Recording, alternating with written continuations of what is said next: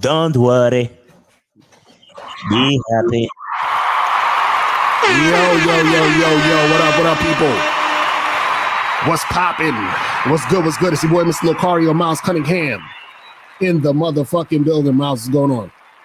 Nigga, don't be trying to do my announcer voice.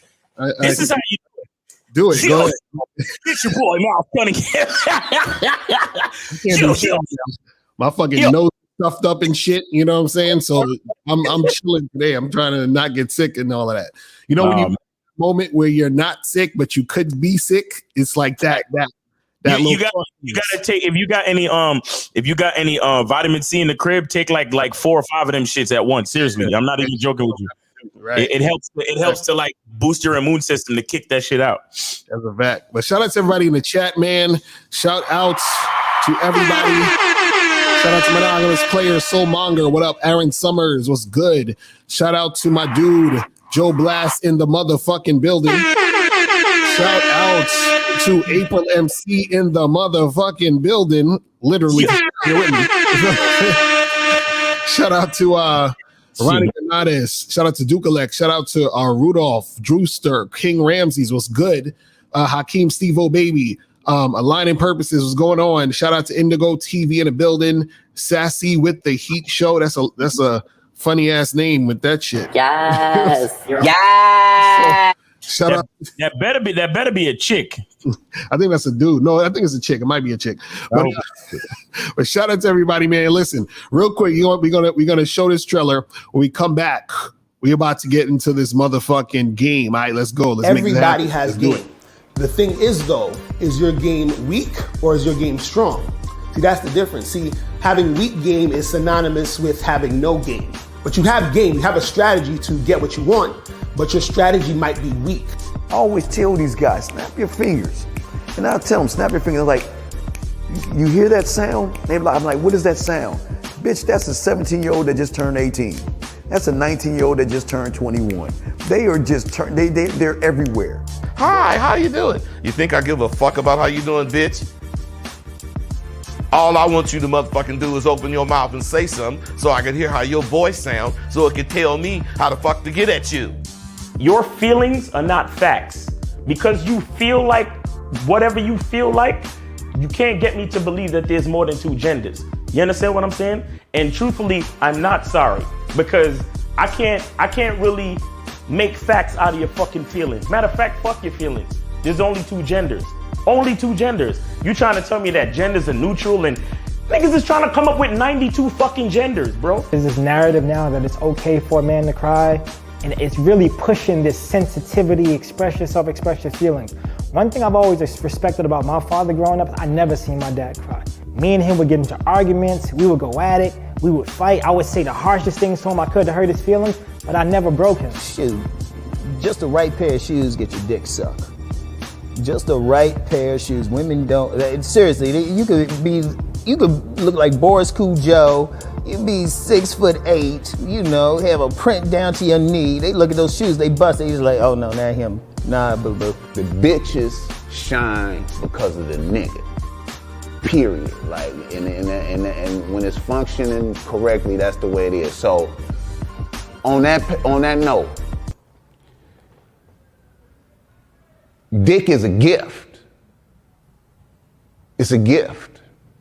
It's a gift.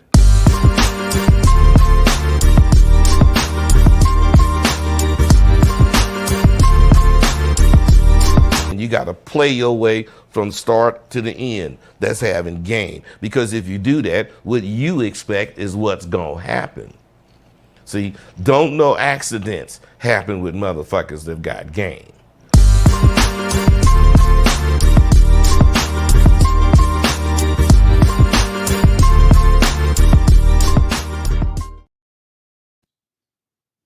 Yo, we back. God damn it. The caller number is 516-387-1224, 516-387-1224. If you guys got a question, put a Q in the chat, and we will get that shit cracking. You feel what I'm saying? Thanks everybody up in here. We actually shout out to Alfie Kingdom in the chat too. What up? In the building? Yeah. We actually do have calls, but before we go to the calls, I want to make an announcement, but it's more like a teaser announcement. We guys, we have plans for an event coming up in April in New York City. Yeah. Shit's gonna be fire. All right. Now, this event is gonna be like, it's gonna be crazy. I'm talking business casual at least. You know what I'm saying? Like, you ain't gotta rent a tux, but niggas gotta like coordinate at least. Niggas gotta come looking fresh, looking fly, looking like fucking men out here. I don't want to see no fucking nail polish or nothing. No, I know y'all young niggas is thinking that nail polish shit is cool. Nah, not for this event. You understand? This event gonna be some other shit. It's gonna be some real cool shit. It's gonna be food. It's gonna be super fucking tight, man. I just want to make an announcement because we're locking down all the details, and I don't want to wait too late to start talking about it. Right. But we having an event in NYC, and the marketing is gonna get rolled out, very soon. Mm-hmm. We can really get it on, so everybody can know about it and everything. But I'm excited, and I just wanted to let y'all know as early as possible so y'all can start putting y'all coins away now. You know what I'm saying? Because it's going to be a serious event, and it ain't going to be no cheap shit neither. You understand? And there's limited seating. Right. There's limited seating. Like we're not going past like 50. You understand? We're not going past 50. You understand? It's going to be limited seating and all that type of shit. So just make sure y'all putting y'all coins together. Event in April in New York City. You know what I'm saying? It's going to be featuring myself, Lucario, and we got a couple of other cats on the ticket. You know what I'm saying? We ain't get them totally locked in yet, but again, like I said, this is more like a teaser announcement. You know what I'm saying? And the details is coming out. So just want to let y'all know, and I'm gonna keep talking about it. So like I said, y'all can put your coins away so y'all could be in attendance at this fly ass event. It's gonna be crazy. Fact. He said, make sure you got security for the linebacker, dude. That's a fact. I'm gonna have one security nigga designated just for him. Right, exactly. But you ready to get these calls, or you want to speak? Yeah, let's take the calls. Let's go ahead. Fuck it. Let's get it.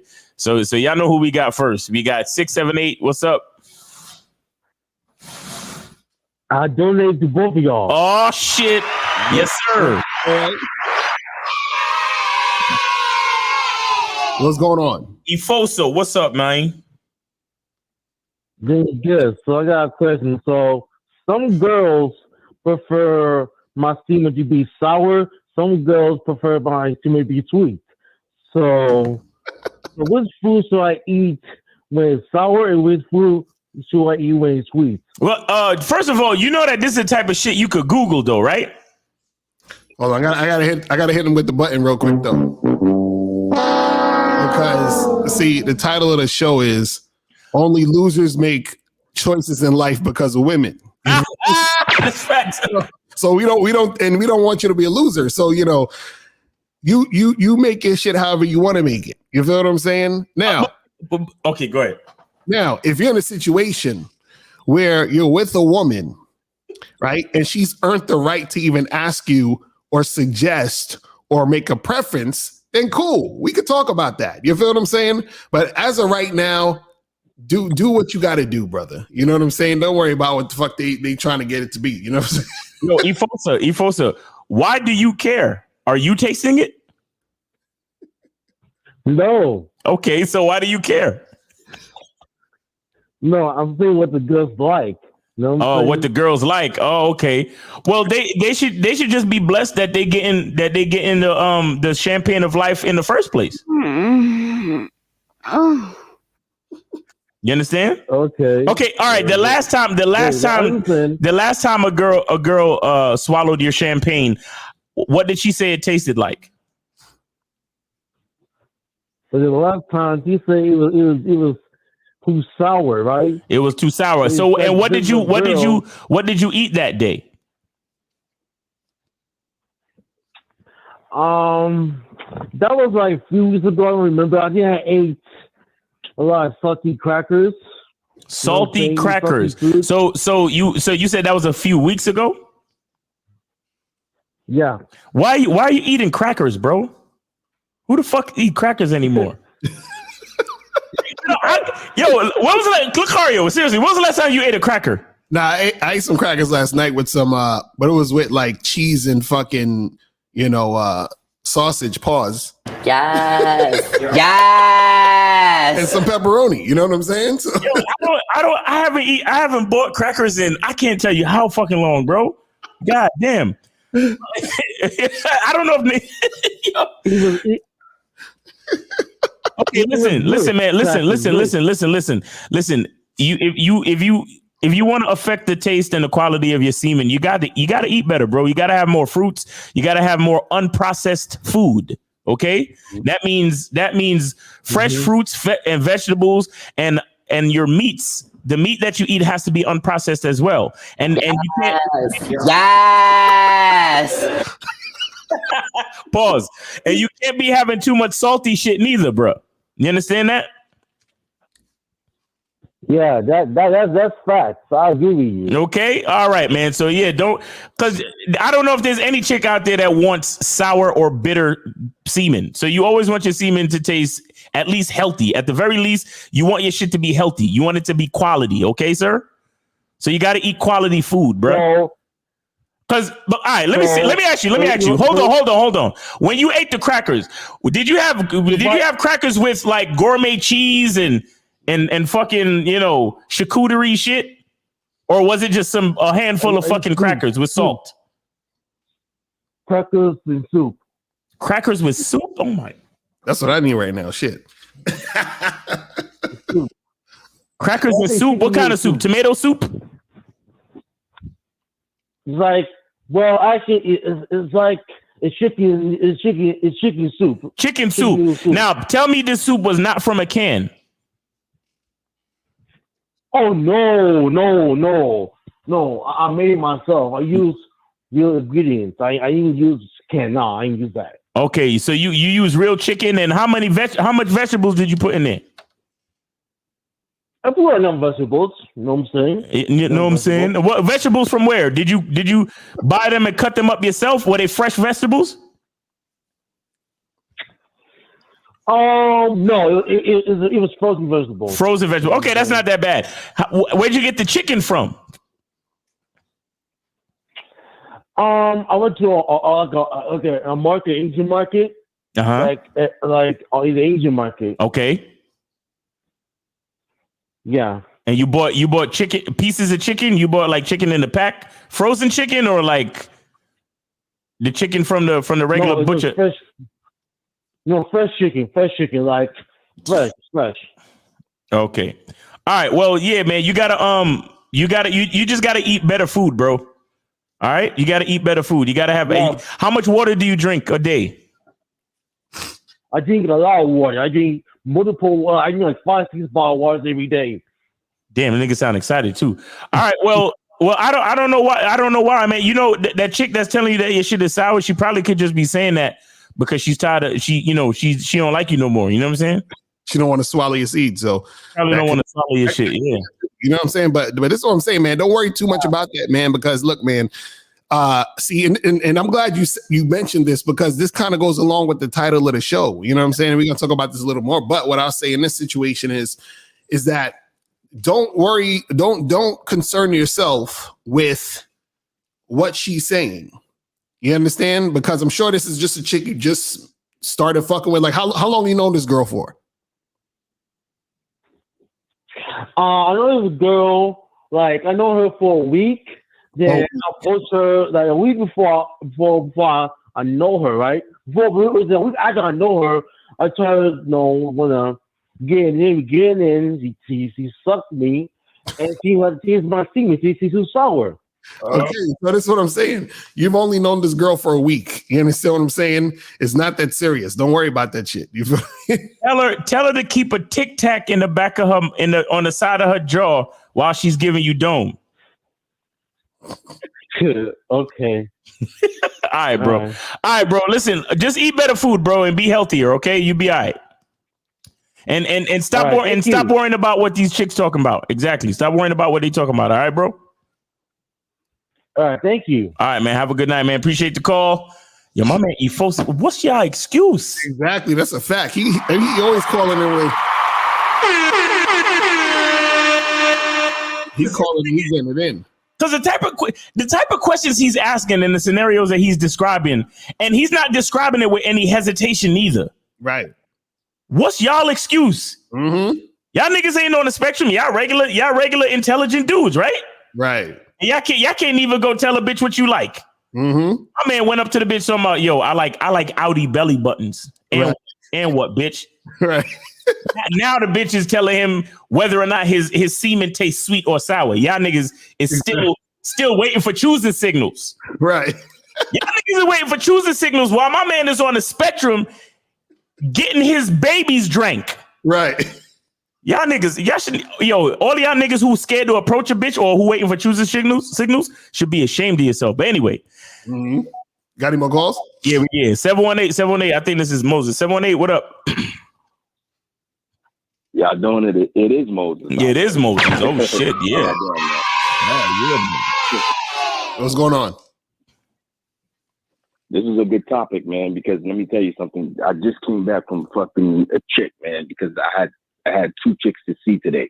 What happened was, while the first date was at 2 p.m. So, usually I'm off today because I'm on vacation. So I took a little vacation to rest. Nice. Congratulations, so man. So at 2 p.m., I told this chick to meet me at the park. So we met at the park, you understand? And then I set up a date for that, and I set up a date for 9 o'clock. So what happened was, now at the 2 p.m. one, the chick came through, you understand? She was looking shy and everything, but I was talking to her, you understand? And we was doing a little small talk. So she was while I was doing a little small talk, right? She sounded a little.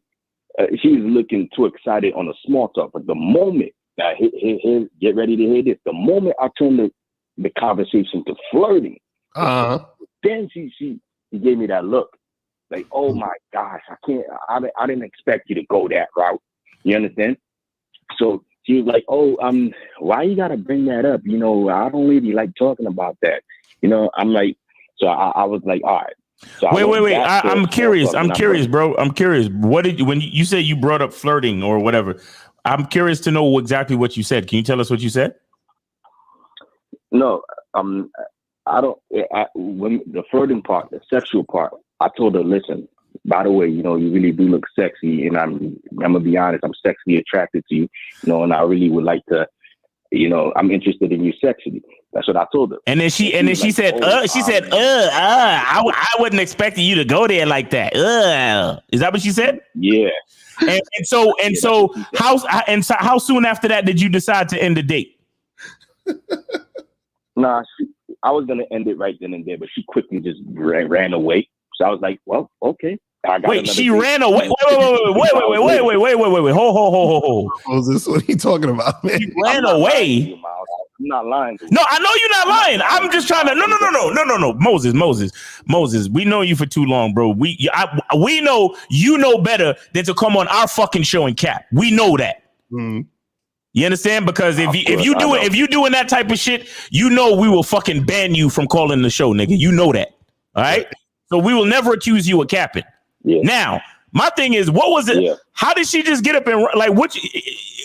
Wasn't it a date? Like, was he out on a date? She just got up and ran. Like, describe this to us. I'm interested. We was at the park. Okay, so you told her to meet you at the park. Okay, cool. Right. Yeah. So we came. I stopped because I thought you was gonna say something else. So the thing is, she came. You understand? So the small talking, she was exciting on that. Right. You understand? So I'm thinking, okay, maybe she got high interest, but the moment I turned it into sexual, and I said what I said, right. Then she was like, oh, I didn't expect you to go that route. Like, I don't really like talking about that. I'm a different woman. I'm getting older. She's the same age as me, 33. Oh my God. Well, I'm a different woman. I gotta, like, I'm like, okay, listen. I understand you don't want to do it now, but when you're ready, when you do change your mind, hit me back up, knowing that I don't believe that bullshit. Right. So she's like, well, she's never going to hear from me again. So, and she just got up and just walked away quickly. I was like, okay, I'm not going to chase you. I got another chick to go see, around 6 hours later.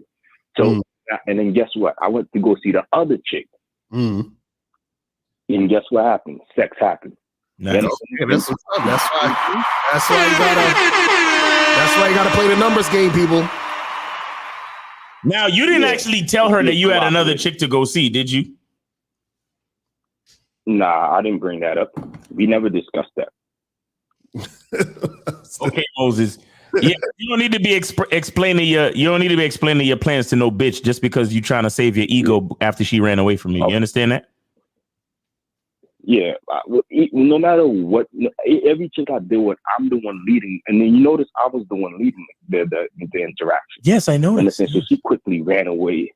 Yeah, so she quickly ran away. I was like, all right, on to the next chick.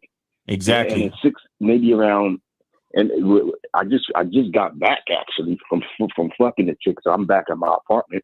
I'm back at my spot. You understand? So, you know, and the pussy was good, by the way. Not addicted to it, but she was. It was good. And one last thing, yeah, she was a 6 or a 7, but she looked cute as a 6 or a 7. But better to take the 6 or a 7 over the chick who ran away, who was a dime, by the way. Oh, the chick who ran away was a dime? Yeah. Oh shit! See, they would have said to you, Moses, they'd have said you should have ran after her and begged her to be with you because she's a dime. You know what I'm saying? That's what they would have said. You know what's crazy? He thought about it. A few young people in the park. There was a few young people in the park. They them idiots. It was like, yo, bro, you should go after her, bro. I'm like, nah, man. If you want her, y'all could go after her. Y'all could take her. I'm good. Oh man. Well, hey, good job, Moses. That's how you do that, man. You know what I'm saying? That's why it's a numbers game. That's why you got to set up multiple dates, multiple opportunities, and keep playing the numbers game, man. Now, if I was a sucker, now here's the thing. If I bet, now I said to myself, I bet $100 if I was to tell that chick, listen, let's go out to dinner. She would have said yes. Of course. You understand? So that's what losers do. You understand? So I'm not a loser. Every chick I encounter, I'm bringing up sex with the first time we meet. Yes, cool. No, get the fuck out of here. No. Oh shit! You understand? This nigga Moses starting to sound like Miles Cunningham out this bitch. He on his savage shit. But Moses, man, we appreciate you, brother. We appreciate the call, man. Keep doing your thing. You feel me? All right. That happened. We got any more calls? Yeah, we got one more. One. Yeah, 111. You're on live with Lucario and Miles. Name, age, and city. How can we help you? Hi, y'all. Hey, what's up? Hi, everybody. I called in. Who's this? What's your name? This is Elizabeth. Elizabeth. How old are you again, Elizabeth? I'm 29. I'm calling from Bakersfield, California. Okay. Did you donate? I'm going to super chat. No, we don't get super chats over here, Elizabeth. You gotta go to the top of the chat and you'll see our Cash Apps, and you could pick one of them and send a donation over there. All right. So call back after you do that. All right. Let me do that. Yeah, call back. I'll take your call. Go ahead. Just do it and then call back. Okay. All right. All right. There you go. That's crazy. Was that same chick that called into you and K Zaggin show the other day? I think so. Yeah, Elizabeth. Yes. It sounds okay. Yes.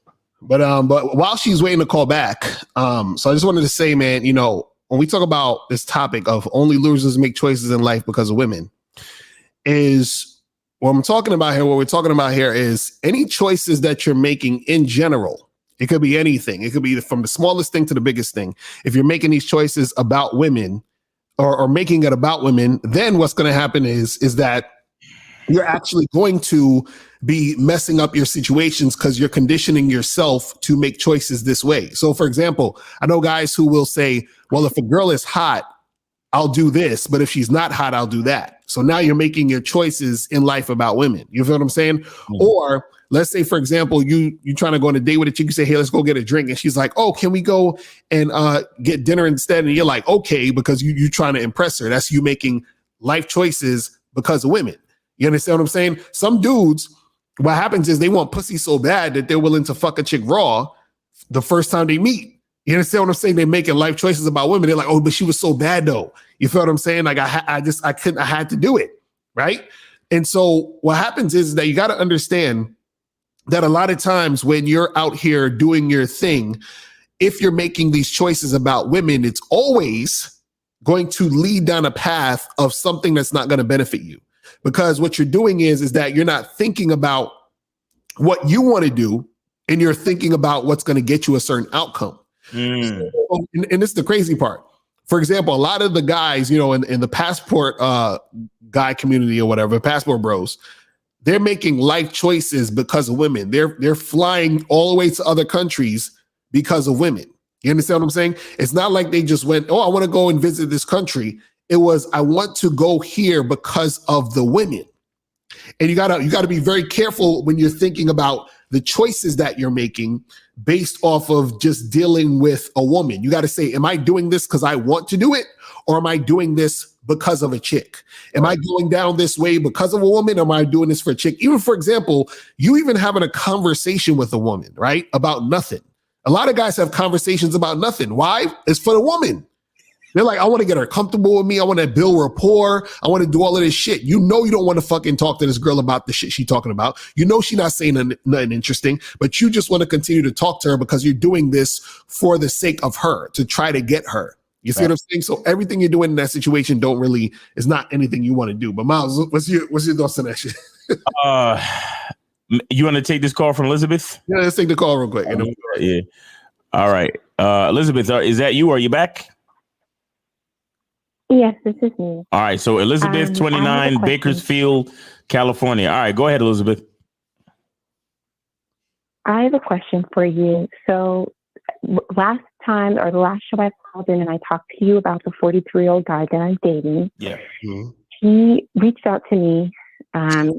He's like, do you want to hang out again like this Friday? And I said, of course, like not a problem. And to me, it appears that he wants a sex-only relationship. It was like, I flirted back. I was sexual too. I was being nasty via text, things that I was going to do. But I fear that maybe he might view me as sex and he doesn't view me as a long-term relationship. And I'm planning to flake on him on Friday. I plan to either flake or say that I'm on my period, so that I won't have to give him anything. Okay. All right. Stop right there, Elizabeth. Stop right there, Elizabeth. I just want to, and just chill out for a second. So guys, I just want to point out to you the vast variety of different reasons why women say no to sex. Right. And this is exactly why you can't waste your time and ask, hey, Miles and Lucario, why do you think she did that? Mm-hmm. It doesn't matter. If she's not having sex with you, then she's not having sex with you. It really doesn't matter the reason. However, back to you, Elizabeth. So you saying that you might flake on this guy or tell him that you're on your period just so you can try to prove the point to see if he is seeing you as just a sexual conquest or if he's trying to be serious with you. That's your point right now. Yes. Right. So what's your actual question? We have the facts, but what's your actual question? The question is, if I tell him that I'm on my period and he declines getting together on Friday, does that mean that he's using me for sex? No. I mean, so you're trying to find out if he actually wants a long-term situation? Yes. Okay, now, so you have to understand something, is that the only way you're going to find out if a man wants a long-term situation, right, is, well, one, you have to get rid of the thing that you think he only wants. And what I mean is that you have to have sex with him. Like, this is where you don't get. So okay, think about this, Elizabeth. Let's say I was dating you. I've already done it. Yeah, so y'all already had sex? Yes. Okay, so how many times have you had sex? Just once on our second date. Okay, and how long have you been seeing this guy for? How long has it been? It's about 3 weeks now. Okay, now, this is the thing. What's happening here is that he could just want to have sex with you, right? Or he could at some point want a long-term relationship.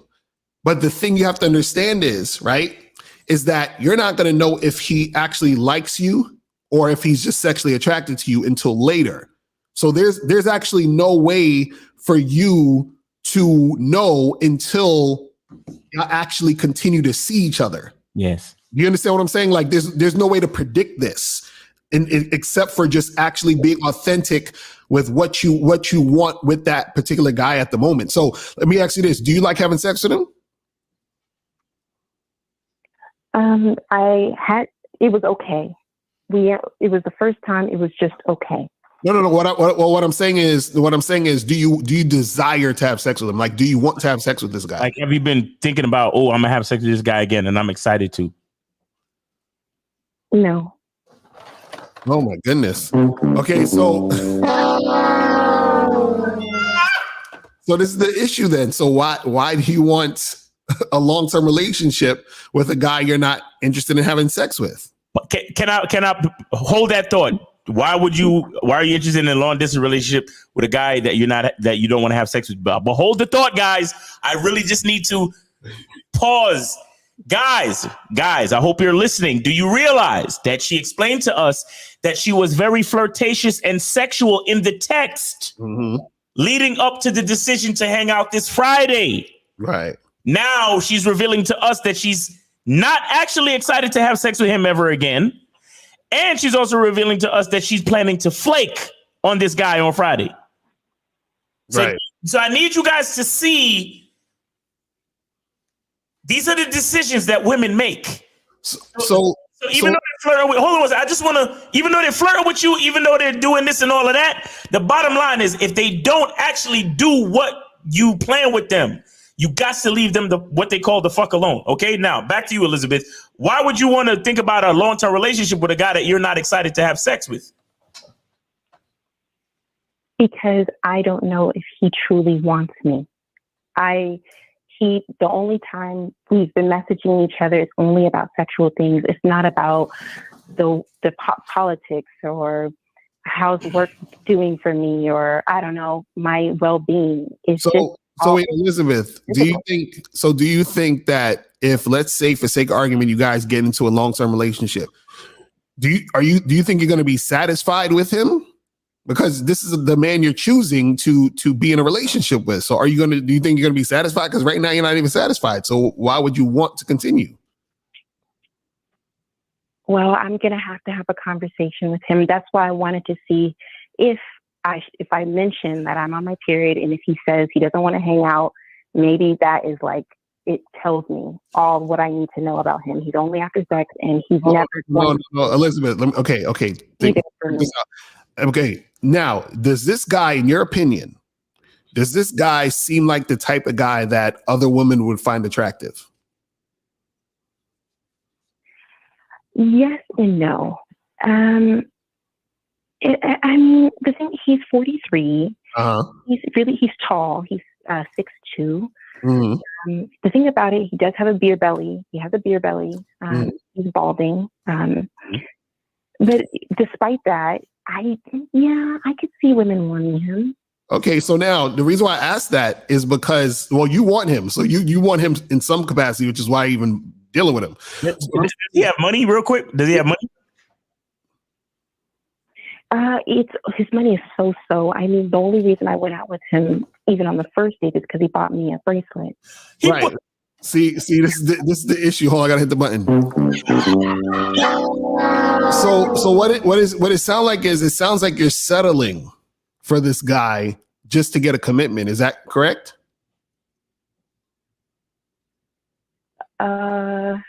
Potentially, yeah. Right. So would you rather a guy that you're actually really attracted to and really into instead of a guy you're settling for? Yeah, that's what yeah, you're right. Elizabeth, I also have a question for you, right? You said he bought you a bracelet. When did he give you the bracelet real quick? It was on our first date. He handed you, he had it wrapped up in wrapping paper or a gift bag or something? Yeah. And it was, because I said I didn't. You said you didn't what? Go ahead. I'm sorry. Oh, no, go ahead. No, what did you say? You said you didn't. Oh, I was just gonna say, because we were talking before Christmas, and I was like, I was a little upset because I didn't get a bracelet, and he was like, "Oh, well, I'll get you a bracelet." And, and what? Just and I'm just curious. What kind of bracelet? What kind of bracelet? Could you describe the bracelet? Was it metal, precious metal? What was it? Gold. It's a Swarovski, or I'm not sure if you're familiar with. Swarovski crystal. Swarovski. Yeah. Swarovski crystal brand. Got you. And it's okay. Now listen. And you don't think it's weird receiving a gift like that on the first date? You don't think that's weird? No. Okay. All right. Fine. That's cool. Now, the real question I have for you, I was just curious about the bracelet, but the real question I have for you, right? Okay. Based on everything that you know about this man thus far. Now, remember on our last conversation, I told you that it is your job to find a man who you can see yourself following his lead. Right. I told you that, right? Yes. Okay, now, based on everything that we've discussed, the sex, the texting, the dating, the beer belly, the height, everything, can you see yourself following this? Because you say you want a long-term relationship, right? So the question is, can you see yourself following this man's lead long-term? Yes, if he changes. No. You see, this is the part that always I need you to be as logical as you possibly can. Right now, we're dealing in black and white. There's no gray area and there's no ifs, ands, or buts. I'm asking you a direct question. I know it's your nature to not be able to really answer a question directly like that, but I need you to try your best. And I need you to look at everything that you know about this man to this point. And I need you to answer, are you willing to follow his lead? As everything is right now, are you willing to follow his lead in a long-term situation? No. Okay, then that's your answer. She said no. You said no? She said no. So Elizabeth, you're just wasting your time with this guy. No, what's the point? Why are you doing all this? Well, I think it's at least worth the conversation. What will a conversation change exactly? Right. Baby, I realize that we're just getting to know one another, and I really want us to become emotionally connected and invested. I want us to be talking on the phone more. See, this is exactly why you can't follow women in relationships. Elizabeth, what's your shoe size? No, I'm just going to make a point. What's your shoe size? 8. 8. Okay, so when you go to the shoe store, do you rock a 7 and just say fuck it? I'll try to make it work, or do you get an 8? An 8. Exactly. So what we're trying to say is this relationship is a 7. You need an 8. You need a relationship that's going to work. This is not working. And you're trying to make it work. And all you're going to do is disappoint yourself. And waste both of your time. Right. Why are you so disappointed? No. I would like to understand why you're so disappointed. Like, why did you sigh so heavily right just now? Because I just feel like I would hate to throw people. I don't like throwing people away. Like, I feel like charge him to the game. Charge that nigga to the game. It's over. You got a nice bracelet and some mediocre dick out this. You're good.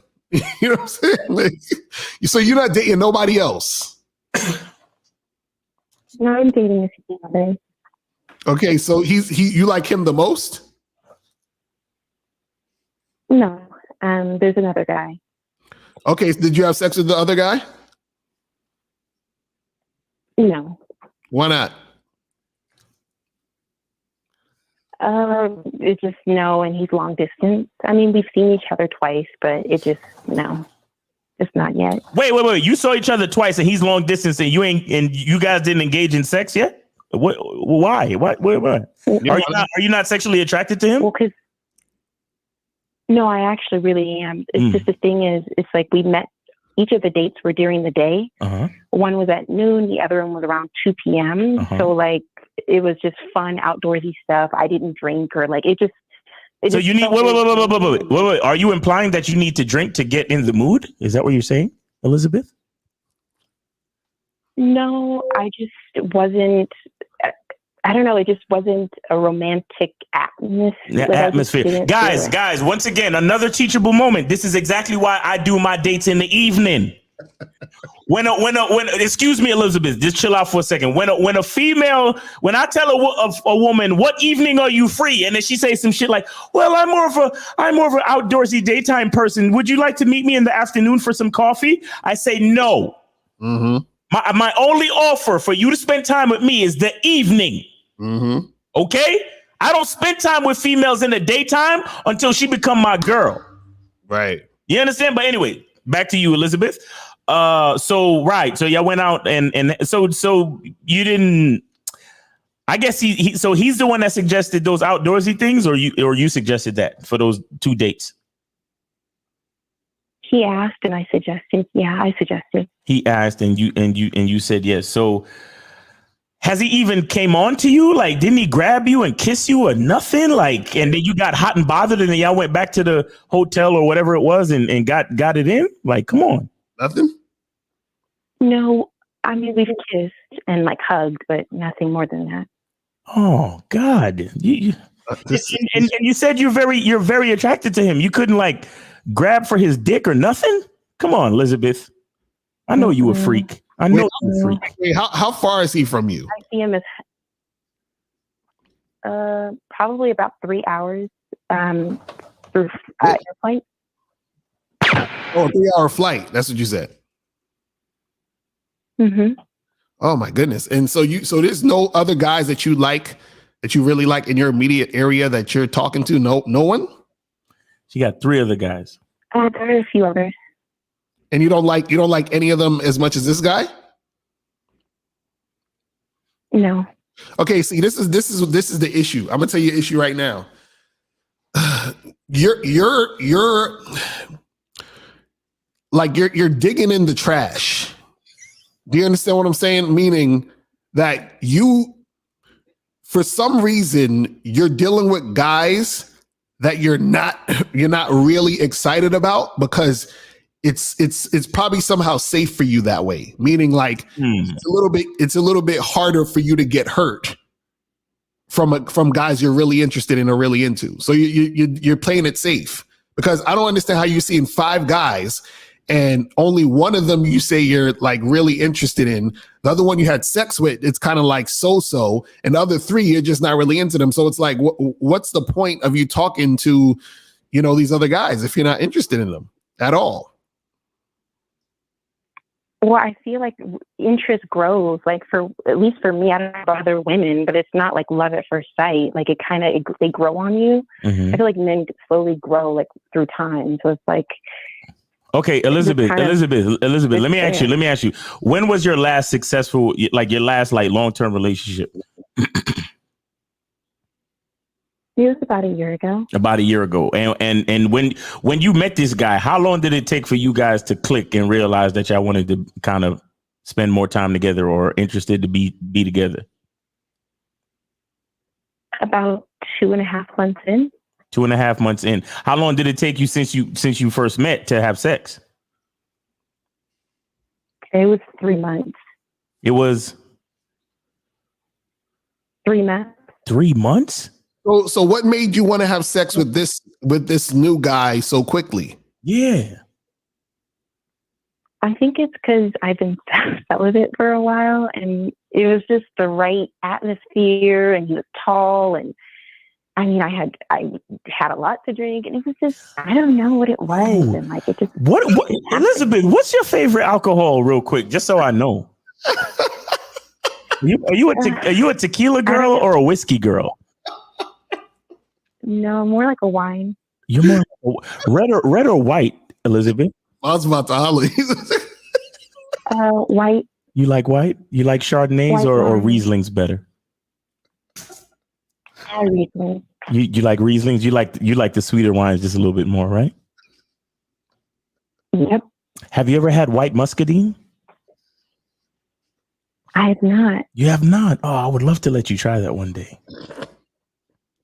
Yeah. Maybe I'll let one of these guys do that on these days. Because I see your number is blocked. I see your number is blocked, so I won't be able to really get your number. But maybe we can meet up one of these days. You know, maybe if you call in with your real number, and then we could get something going. All right, Elizabeth. All right. Well, okay. I'm messing with you, Elizabeth. Listen, I would never, because we got to have sex either that first night or the next time I see you. I ain't playing with you. I ain't one of these cats that's gonna wait 3 months to have sex with you. Let me ask you a question. What you look like, Elizabeth? What's your dress size and all that Kevin Samuels shit? Rest in peace. What's that? What does he say? What's your dress size or some shit? I don't remember. All right. How he says? What's your what? Small. I think your dress size is first. What's your dress size? What's the closest celebrity you look like? Closest celebrity. Yeah. What's that? Aja something? I don't know. Aja Bennett? I don't know. Honestly, I don't look like any celebrity. You don't look. All right. So listen. What would you give yourself on a scale of 1 to 10? Fresh face, right after shower, and you can't use 7. Ooh, I'm definitely a 4. Oh my God. She's trolling. She got him.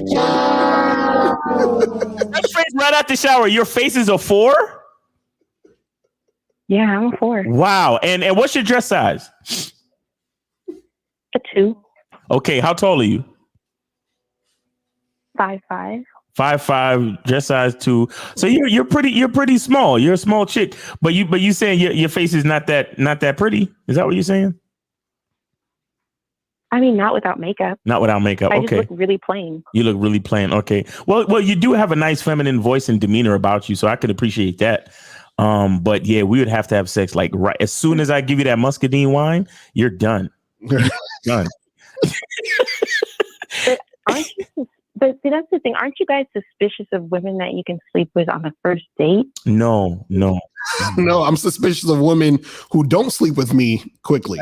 That's what I'm suspicious of. Because notice the guy that called you up for Friday, you're about to lie to him, so you can't fuck him. So shouldn't I be suspicious of women who are not fucking? Right. And by the way, for the record, I'm suspicious of all women. So I don't trust none of y'all. So that's why the first time we have sex, I'm definitely going to wrap it up and all this. Right. But Elizabeth, this is what I want you to understand too. See, check this out. You're worried about him just wanting you for sex, right? Because you want a long-term situation, correct? Yep. Right. Now, let's say he says, you know that Elizabeth girl, like she was cool, but I don't know. We were supposed to get together and hook up, but she flaked on me, or she switched it up. Like that could cause him to not want a long-term situation with you. Facts. You understand how that works? I understand. Right. So you're trying to avoid it, but by you avoiding it, it's making you look a different way. You feel what I'm saying? Which will make him say, I'm not going to take her seriously. Right. But do I not have the right to decline a Netflix and chill date? Like he says he wants to meet up, but it's like, where are we going? I want a steak dinner, or I want to go to an opera house. Listen, be to like a Netflix. Listen, Elizabeth, listen. Okay, let me ask you a question. That guy that you were in a successful relationship before, did he always take you to a steakhouse? Did he always take you to an opera house? No. There were some dates where it was a very simple activity, right? Just you chilling at his house, maybe just listening to some music and having a good time with each other, right? I was 6 to 8 months in. No. I'm not talking about that. I'm just saying there were times where it was a very simple situation where it was just you and him spending time together and you enjoyed it, right? Yeah. Okay, and that's because you like that guy.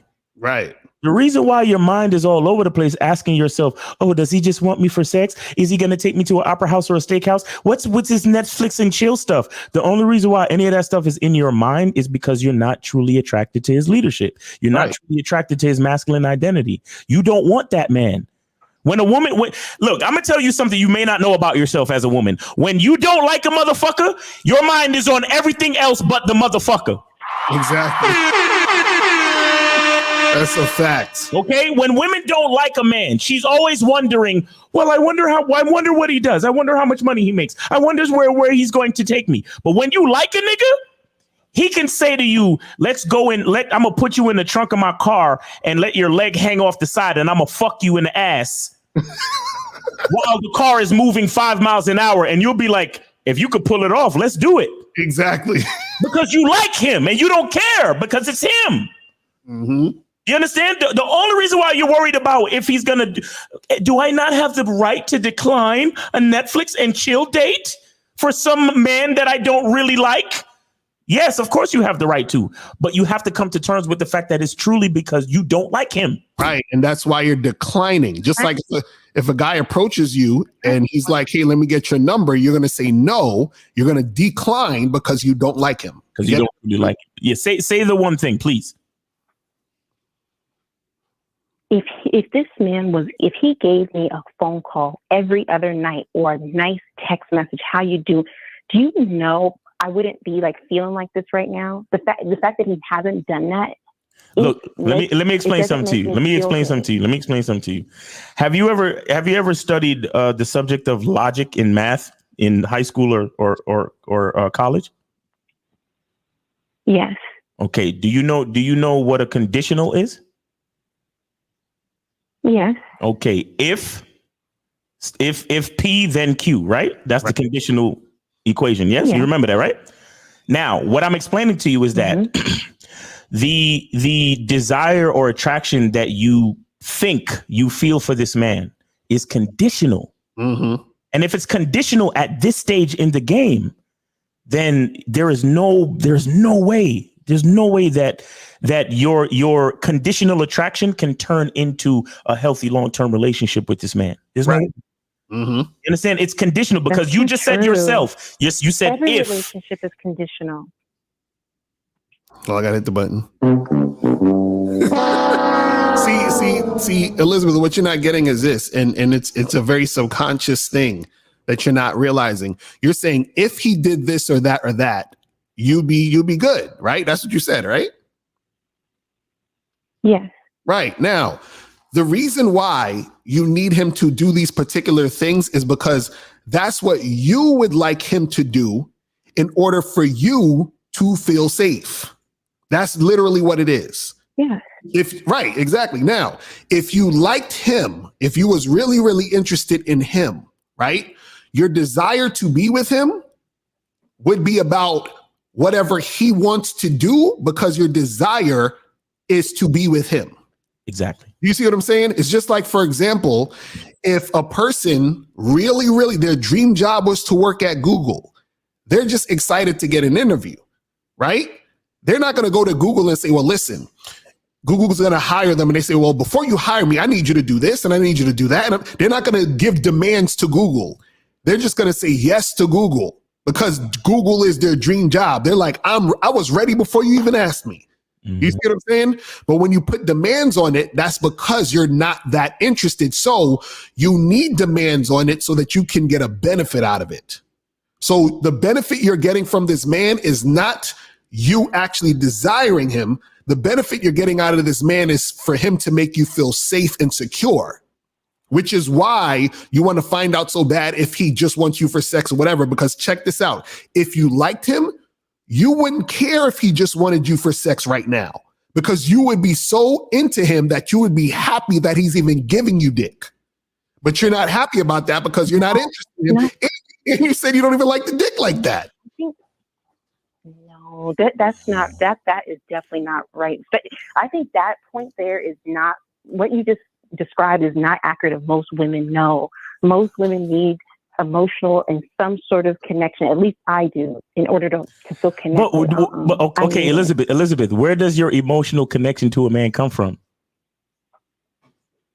Him protecting me and like showing concern. Wait. So when did y'all have sex? Last week. Last week. So you felt emotionally connected to him to have sex this quick? No, it was just the ambiance. It was So, but then that's what I'm saying. What you're saying doesn't flow or make sense because you just said that you need an emotional connection to do certain things, and now you just said you did him without an emotional connection, right? Yeah, it happened. See, exactly. And so and so what I'm saying is there was something, because check this out. Didn't you say the main reason you didn't why is because you was horny and you didn't have it in a while? And she drank. Yep.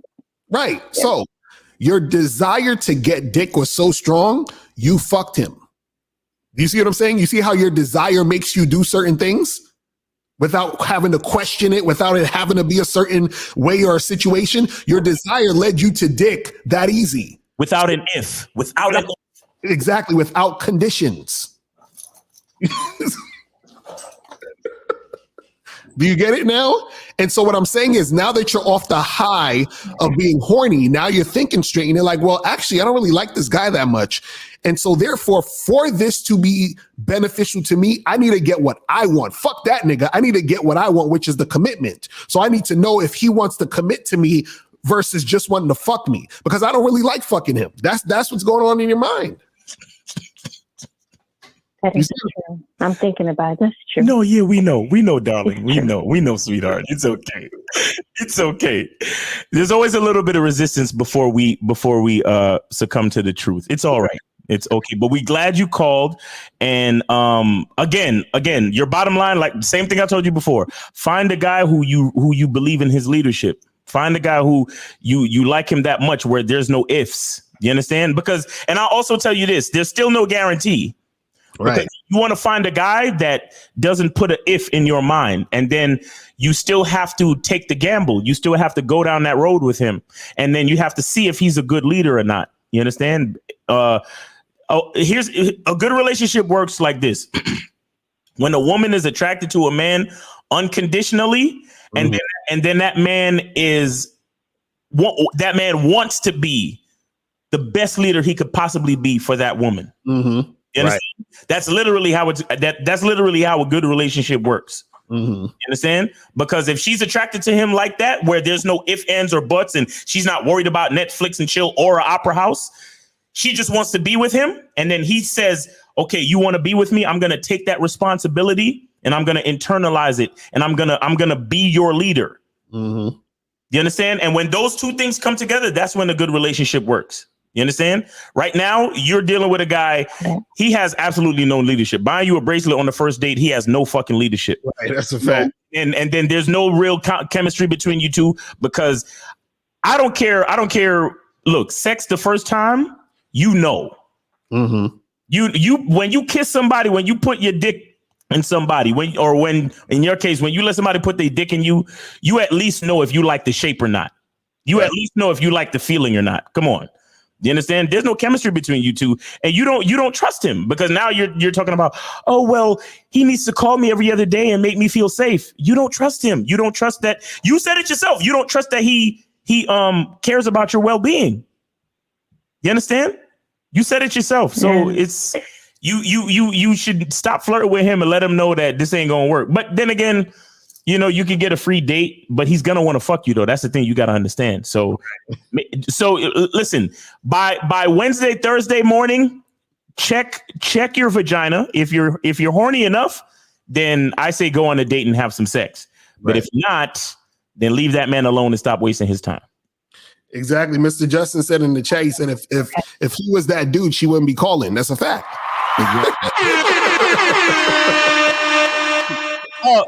Elizabeth, do you realize that if you were totally interested in this dude, that you wouldn't have to call us? You realize that, right? Yeah. There you go. I really like your feminine voice, though. I love a woman with a feminine voice and demeanor.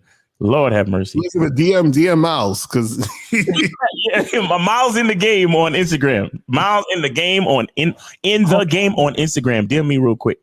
All right, so I can check out that 4 of a face that you got, because I think you're just a little bit insecure and you actually cuter than that. That's what I think. She's probably like an 8, and she thinks she's a 4. You live in California too, so you know like a 8 in California. You know what I'm saying? Right. or a 8 anywhere else, you know, or is like a 4 in California. Right. You know what I mean? So it is what it is. But Elizabeth, it was a great call. Thank you for calling in, and hopefully we speak to you again. Good luck to you. All right, take it easy. Thanks, y'all. Thanks. All right, you're welcome. Bro, that's funny. Oh, I will break her in half. A little. A lot of teachable moments there, man. A lot of teachable moments, guys. I'm telling you. You see how like women will do things when they desire it versus what they say they're gonna do or not do. I'm telling you. Yo, for no reason though. Should I flake on him or tell him I have my period? And we just had sex last week. That's why niggas be calling us up tomorrow. Yo, Miles, Lucario, check this out, man. So me and this chick, we met at the club, and then we met up again the following week because I set up the time for us to smash, and we smashed, and everything was good. And then I said I tried to hit her up to set up the next date, and she goes to me. Yo, why do girls do that? Nigga, don't waste your time, nigga. So I'm worrying about it because your time, nigga. It's all over the place. It don't matter if she ain't doing it. She ain't doing it. If she is, she is. That's all that matters. That's it. We trying to tell y'all niggas, yo. Oh my God. But 716, man. 716, you on live with Lucario and Miles. Name, age, and city, and did you donate though? Shania, my name is Shania, and I am 26, and I did donate. All right. Oh shit. Got the females calling in tonight. All right. Yeah, what's going on? Hey Shania. So I do have a question. You're gonna make me laugh.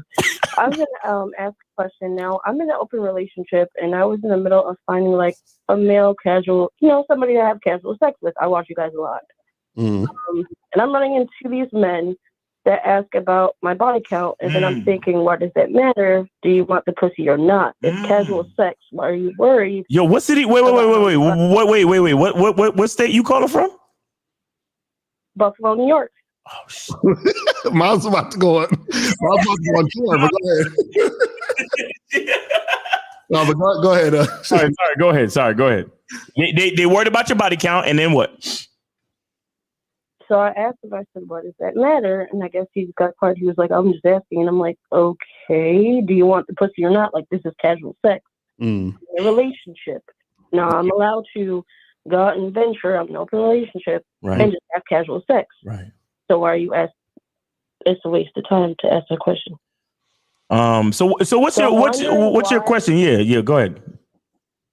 I'm wondering why I keep running into this problem. Well, you got to understand. You see, the thing is that contrary to popular belief, most guys out here catch feelings when they fuck a girl. Like a lot of it's popular to say, well, guys don't catch feelings and women do. No, guys be catching feelings, right? And so what happened is you might be running into guys, especially guys who don't know anything about non-monogamy, open relationships, stuff like that, and their sort of like thought process of it is coming from a guy who doesn't really have that much experience, or coming from a guy who might get attached to a woman, like he might really be attracted to you and like you. So in his perspective, if you have a high body count, he thinks that he can't keep you, even though you telling him, or it's supposed to be casual sex. In his mind, he thinks that he can get you, or y'all could have something more, or he'll take you from your man, or whatever the fuck it is, right? So he's thinking these things, and so that's why he's asking about the body count, because if it were to happen in his fantasy world that you would be his girl, he wants to see if he can be able to keep you. And by you having a quote unquote high body count, he can't, or by you having a quote unquote high body count, he wants to see you a certain way before he even deals with you. But understand, most of these guys who think about that type of shit are usually guys who are insecure, or guys who don't really have that much experience. So you got to understand that type of situation. How old are you again? Yes, see, that makes I'm 26. I just turned 26 last week. This actually makes very perfect sense, and I realized that it's a constant. So I'm trying to. I guess my main thing is I'm trying to find somebody that's not like that, because why do you? All right, look, hold on. Men, Hold on. Let me ask you a couple questions, so we could get somewhere. Yeah. So you're 26. Where are you meeting these men? Online. Online. Okay. Like, Now, do you put all of the stuff that you told us in your profile? I sure do. Okay. And do you remind, like, when you actually texting them before they set up the date, do you remind them to look at your profile? Yes. Okay. All right. Well, I don't you know what it is too. Let me ask you this: has a guy that you've went out with or whatever, or even on the app or whatever it is you talking to him, has a guy ever said to you or implied or said something to the effect of, you know, or thought that you were not satisfied in your relationship, your main relationship? That's another thing. Oh my God. I've never come across that. No. Okay, so and that'll happen sometimes too. So some of these guys, even if they don't say it, they think because you're in an open situation, you are not satisfied with your relationship, and again, which means that he can take you from your relationship. And that's another big point, because that leads into what I was about to talk about, where men in a lot of ways can be, I mean, other than catching feelings, men are territorial. Right. You understand? Men can be territorial. So that's why in a lot of ways, on a natural level, it's actually easier for men to be promiscuous than it is for women. You understand? Because even in the realm of, like, before we had all this birth control and stuff, if you have a sex with that dude, more than likely you're gonna get pregnant, and you got that dome in front of you, ain't nobody really trying to fuck you for at least 9 months. You understand? Even if you were in an open relationship type shit, you understand what I'm saying? I mean, maybe they can hit it from the back real quick, but it is what it is. They see the indicator of the fact that you have been naturally claimed by that man over there. You get what I'm saying? So just naturally, men being territorial, it can be difficult on your end to really find men that are, number one, mature, number two, not as territorial, number three, not as judgmental. You understand? Because these days, you know, shit, if you said that shit to me, nigga. wait, so for chicks, I'm looking for chicks like you. Like, I'm looking for joints like you. Wait, what apps are you on? What apps are you on? That you meeting these guys? What dating apps? I'm on Instagram. I think they got Facebook, they got Hinge, they got Bumble, all that. Okay, so what I would say is, are you on Tinder? Yes. Okay, so mainly use Tinder, but also do you ever heard of this app called Field, FEELD? Hold on, let me put that in my notes. Yes, it's FEELD. Right. So what's good about Field is that Field is an app where it's the main point of the app is for like casual hookups, and has a lot of like non-monogamous people on there. So you'll meet guys on there who are about that life. You see what I'm saying? Yeah, I think the ones that are not about that life need to go ahead and get a membership under y'all, because this is not it. No, I agree, and so I would say Field, and also use OkCupid, because OkCupid has a section where you could do so OkCupid. So you haven't found any guys that have been down with your program? No. None at all. Like, okay. When did this search process start? Like, how long you been doing this, experiencing this? Actually, this is a little new for me. The last time I actually did this, I ended up it's a long story. It's the other situation. I don't want to get into that, but this has been a couple months now, and still nothing.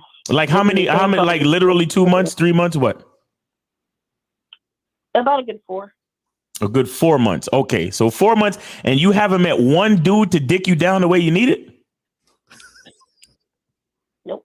All right, shout out to Kevin Samuels once again. Listen, how tall are you? 5'3". 5'3". What's your dress size?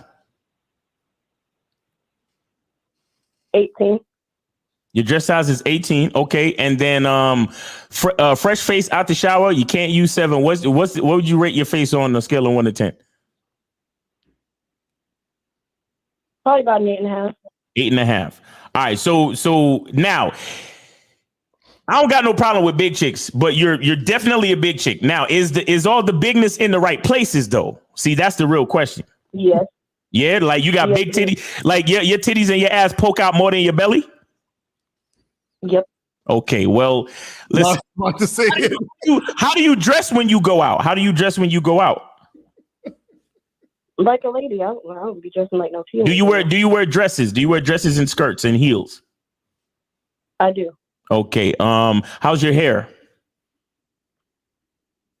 Right now it's braided with a ponytail. Braided with a ponytail. Okay. Well, look.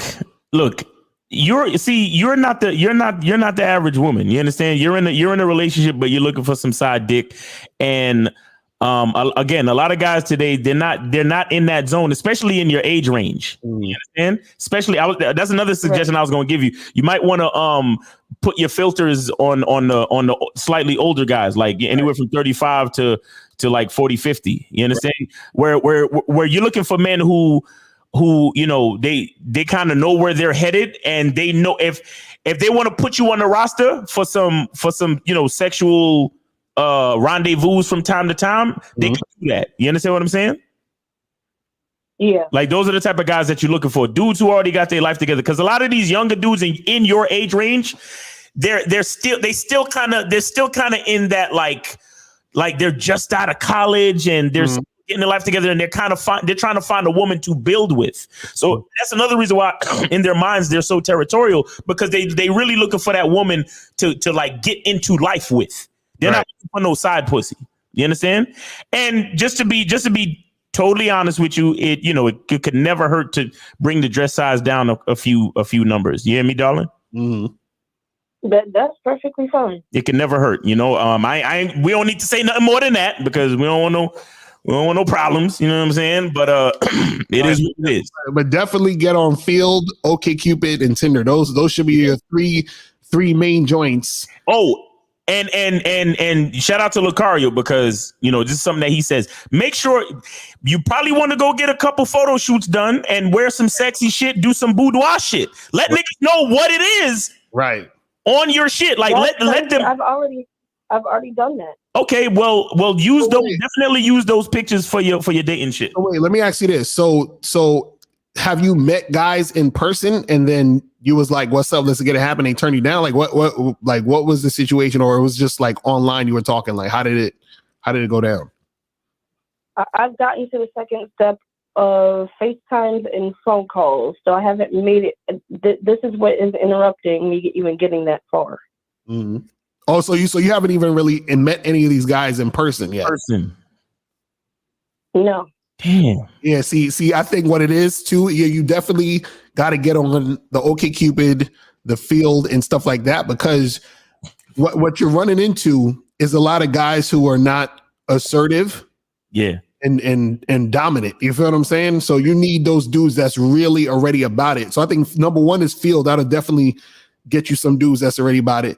And Tinder and OkCupid, because they'll still have a little bit more of a, open relationship, sexual vibe to it. You feel what I'm saying? Because a lot of these dudes that, especially your age, yep, they're not there yet, man. They're not about it. They don't even know how to deal with a chick on a regular day. Do you see what I'm saying? So your situation is like postgraduate work, and these niggas is still in fucking grade school. Do you see what I'm saying? So that's really what it is. You know what I'm saying? Exactly. Facts. Now, see, the thing is, growing up, and I know people are so worried about size nowadays. Now, I was raised very different. I'm a small town girl, so honestly, I was, slim, thick. Stomach is flat, but you can still have a bigger up body size. So I don't think there's anything wrong with that. Mm-hmm. Mm-hmm. Well, are you on Instagram? What's your Instagram? What's your Instagram? I'd smash. What's your Instagram? I actually dropped it in the chat. Really? Wait, what is it? Tell us again. Because I'm gonna look you up right now. Tell us again Instagram. That's what. That's her right there. Oh, word? No, that's Pinky. I'm joking. I'm like, wait, what's your Instagram? Oh no. There you go. You dropped it in the chat? Shania Merchant Capricorn. Okay, so that's the Instagram. So you guys hit up Shania, man. we about what's the name of that chick that be doing the fucking the online shit? Who? That dark skinned chick who be hooking chicks up on Instagram. I know you're talking about. I forgot her name though. I know exactly what you're talking about. Kendra G, right? We doing some Kendra G shit right here. Yo, I would. Hey, you like being choked? I don't mind it. See, I asked you if you liked it. Do I like it? Yeah. Have you ever had a guy that did it right? Because sometimes if the nigga don't know what he doing, then you might not like it. My man does. Okay, so yeah, you like it. You like being spanked? Yep, sure do. You see, you need more full length. You need more full length photos. Yeah, that's what I was about to say too. I'm not seeing a lot of full length joints. You trying to hide the real estate. Don't be trying to hide the real estate out here. But yeah, I think you need some full length photos and some better photos too.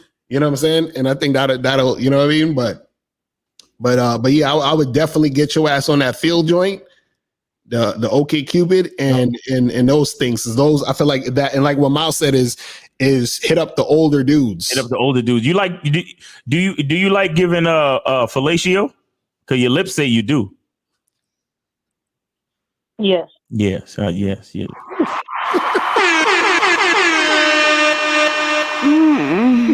Yeah.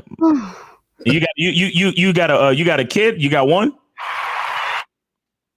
I have a 3-year-old. 3-year-old. Yeah. He's a boy, right? Yep. Yeah, he's cute. Cute kid. Yeah, but stop hiding the real estate. You know what I'm saying? If it's like that, then you need to show it off. And if not, then like I said, it never hurts to bring down the dress sizes just a little bit, even if it's just for your health. You understand?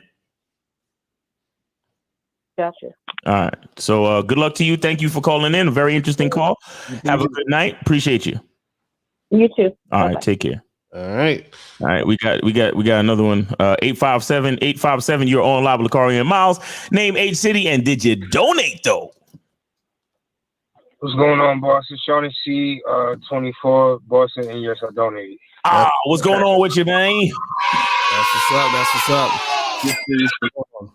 Yes, sir. So I definitely respect the opinion, all that, but I'm gonna be so real with y'all. I had the best night of my life Saturday, and it had everything to do with money, looks, and status. Yes. Like, and I'm nigga, I want to hear this story. Don't leave no details out, bro. Don't leave no details out. Let's go. Go ahead. Trust me, I got you. And it follows up with a question too. So I got you. But basically, so Saturday, it was it was his birthday, and we went to the club. He had a section, all that. Mm-hmm. So mind you, I'm not really in the clubs, all that, but when I am in the club, it's never in the section. It's the first time I'm in a section. First time I'm ever in a section, I get literally 2 shorties I've never had in my life. Or like I've had a white shorty before, but she wasn't a blonde. So like I had a blonde shorty and an Asian shorty both make out with me. In this like, yep, both of them hoes make out with me. And then I got like 6 numbers. I got like 6 bitches to pull up just to the section. They see me in the section. They want pieces.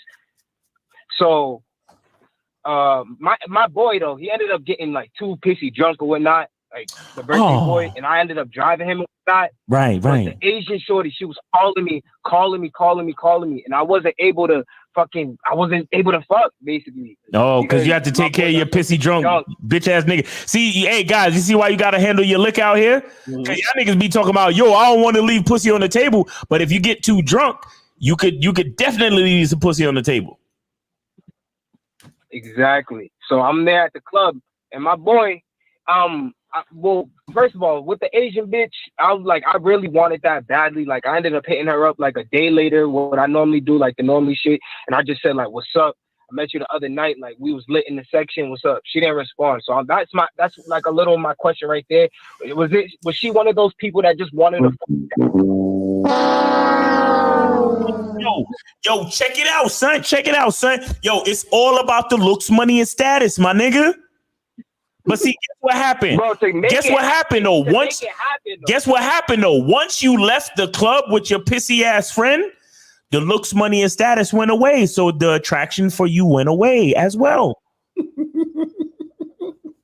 No, but she called me when I left the club, Miles. She called me. No. She called you that same night, right? Yeah. Okay, yeah. now you just said that you hit her up a day later, right? Yeah, Monday today. Yeah. If you want that pussy, you know what you got to do, bro? You got to go back to that same club.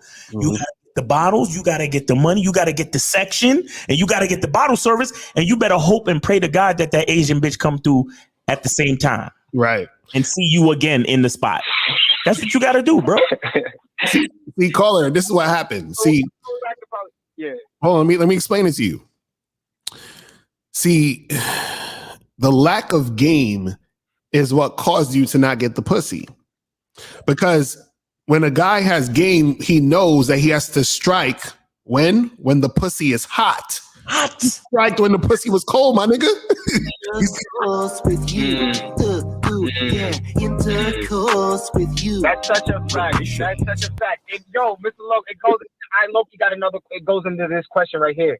Right. The same white shorty that I was making out with. I'm on the couch. I'm making out with her. It's lit. Everything's going good. She's like, I wish I can get on top of you. I was like, so what's up? Like, let's get out of here. What's up? She's like, there's no re-entry because it was mad early. So I was like, all right, bet there's no re-entry. I was like, yo, because it was early in the night though. With it low key when I got her. Wait, say that again. It was like earlier in the night when I had her. So I was like, okay, the re-entry. Was she wearing a skirt? Was she wearing a skirt or a dress? She had a dress on. She was okay. So why did you get the finger pop? I did not. I didn't. We was on the couch with it too. It was a little open area. I couldn't. Not right where I was. So why you ain't take it to the bathroom? Did you have the Jimmy hats on you? You said did I have the Jimmy on me? Did you have the condoms on you, brother? Oh, of course. Okay, of course. so what's up with the bathroom? With the club? Right, yeah. Why you ain't taking it to the bathroom? You said it's early in the night, right? You just said it's early in the night, so that means the bathroom should have been clear. At least one of the stalls clear, so you could go take it and smash in the bathroom. Fair, I'm gonna be real with y'all. I didn't think of that, but all the bathrooms. Wait! Stop! No, sir. No, because with looks, money, and status comes great responsibility. Right. Why you didn't think of that during your looks, money, and status heights of heights? Right. Because if you got looks, money, and status, that means you got game automatically, right? So how you forgot that you could have fucked in the bathroom and you had the Jimmy hats on you? Fair, because there's a doorman in every bathroom, though. I mean, unless I take care of the doorman, that's a part of the game, I guess. Wait, caller, did she say she wanted to fuck you? She said she wanted to get on top of me right then and there. Okay, and so why didn't you tell her to get on top of you? Yeah, why you ain't tell her to get on top of you and just pull the dick through the zipper? I mean, we're in the middle of the club. I'm in the so, with it, but it's like nigga, you don't want pussy, nigga. You don't want pussy, nigga. Caller, this is the thing, though. This is the thing. I'm gonna tell you. So you got to pay attention to everything, because everything's gonna tell you to tell you with the truth. What did she say when you told her to let's bounce? She said, "There's no re-entry." Exactly. So what does that mean? That means that everything she's doing is based off of her high being in the club. Looks money. She don't want to leave the club. Looks money. So she doesn't want to fuck you. She wants to fuck the lifestyle. This is why the Asian girl didn't call you back, because they want to fuck the lifestyle. But once you're out the lifestyle, you mean nothing. This is what we try to get you guys to understand. See, looks, money, and status is a mask, right? And so what happens is that when the mask is off, they don't want to fuck with you. They only want to fuck with you on Halloween, my nigga. That's it. If it ain't Halloween, they want to fuck with you, my nigga. That's what we try to tell you. That's what we try to tell you, man. They're not trying to fuck with you for their Halloween. That's what. That's story for y'all. I got a story for y'all, and it's all about looks, money, and status. Yo, did you smash? No.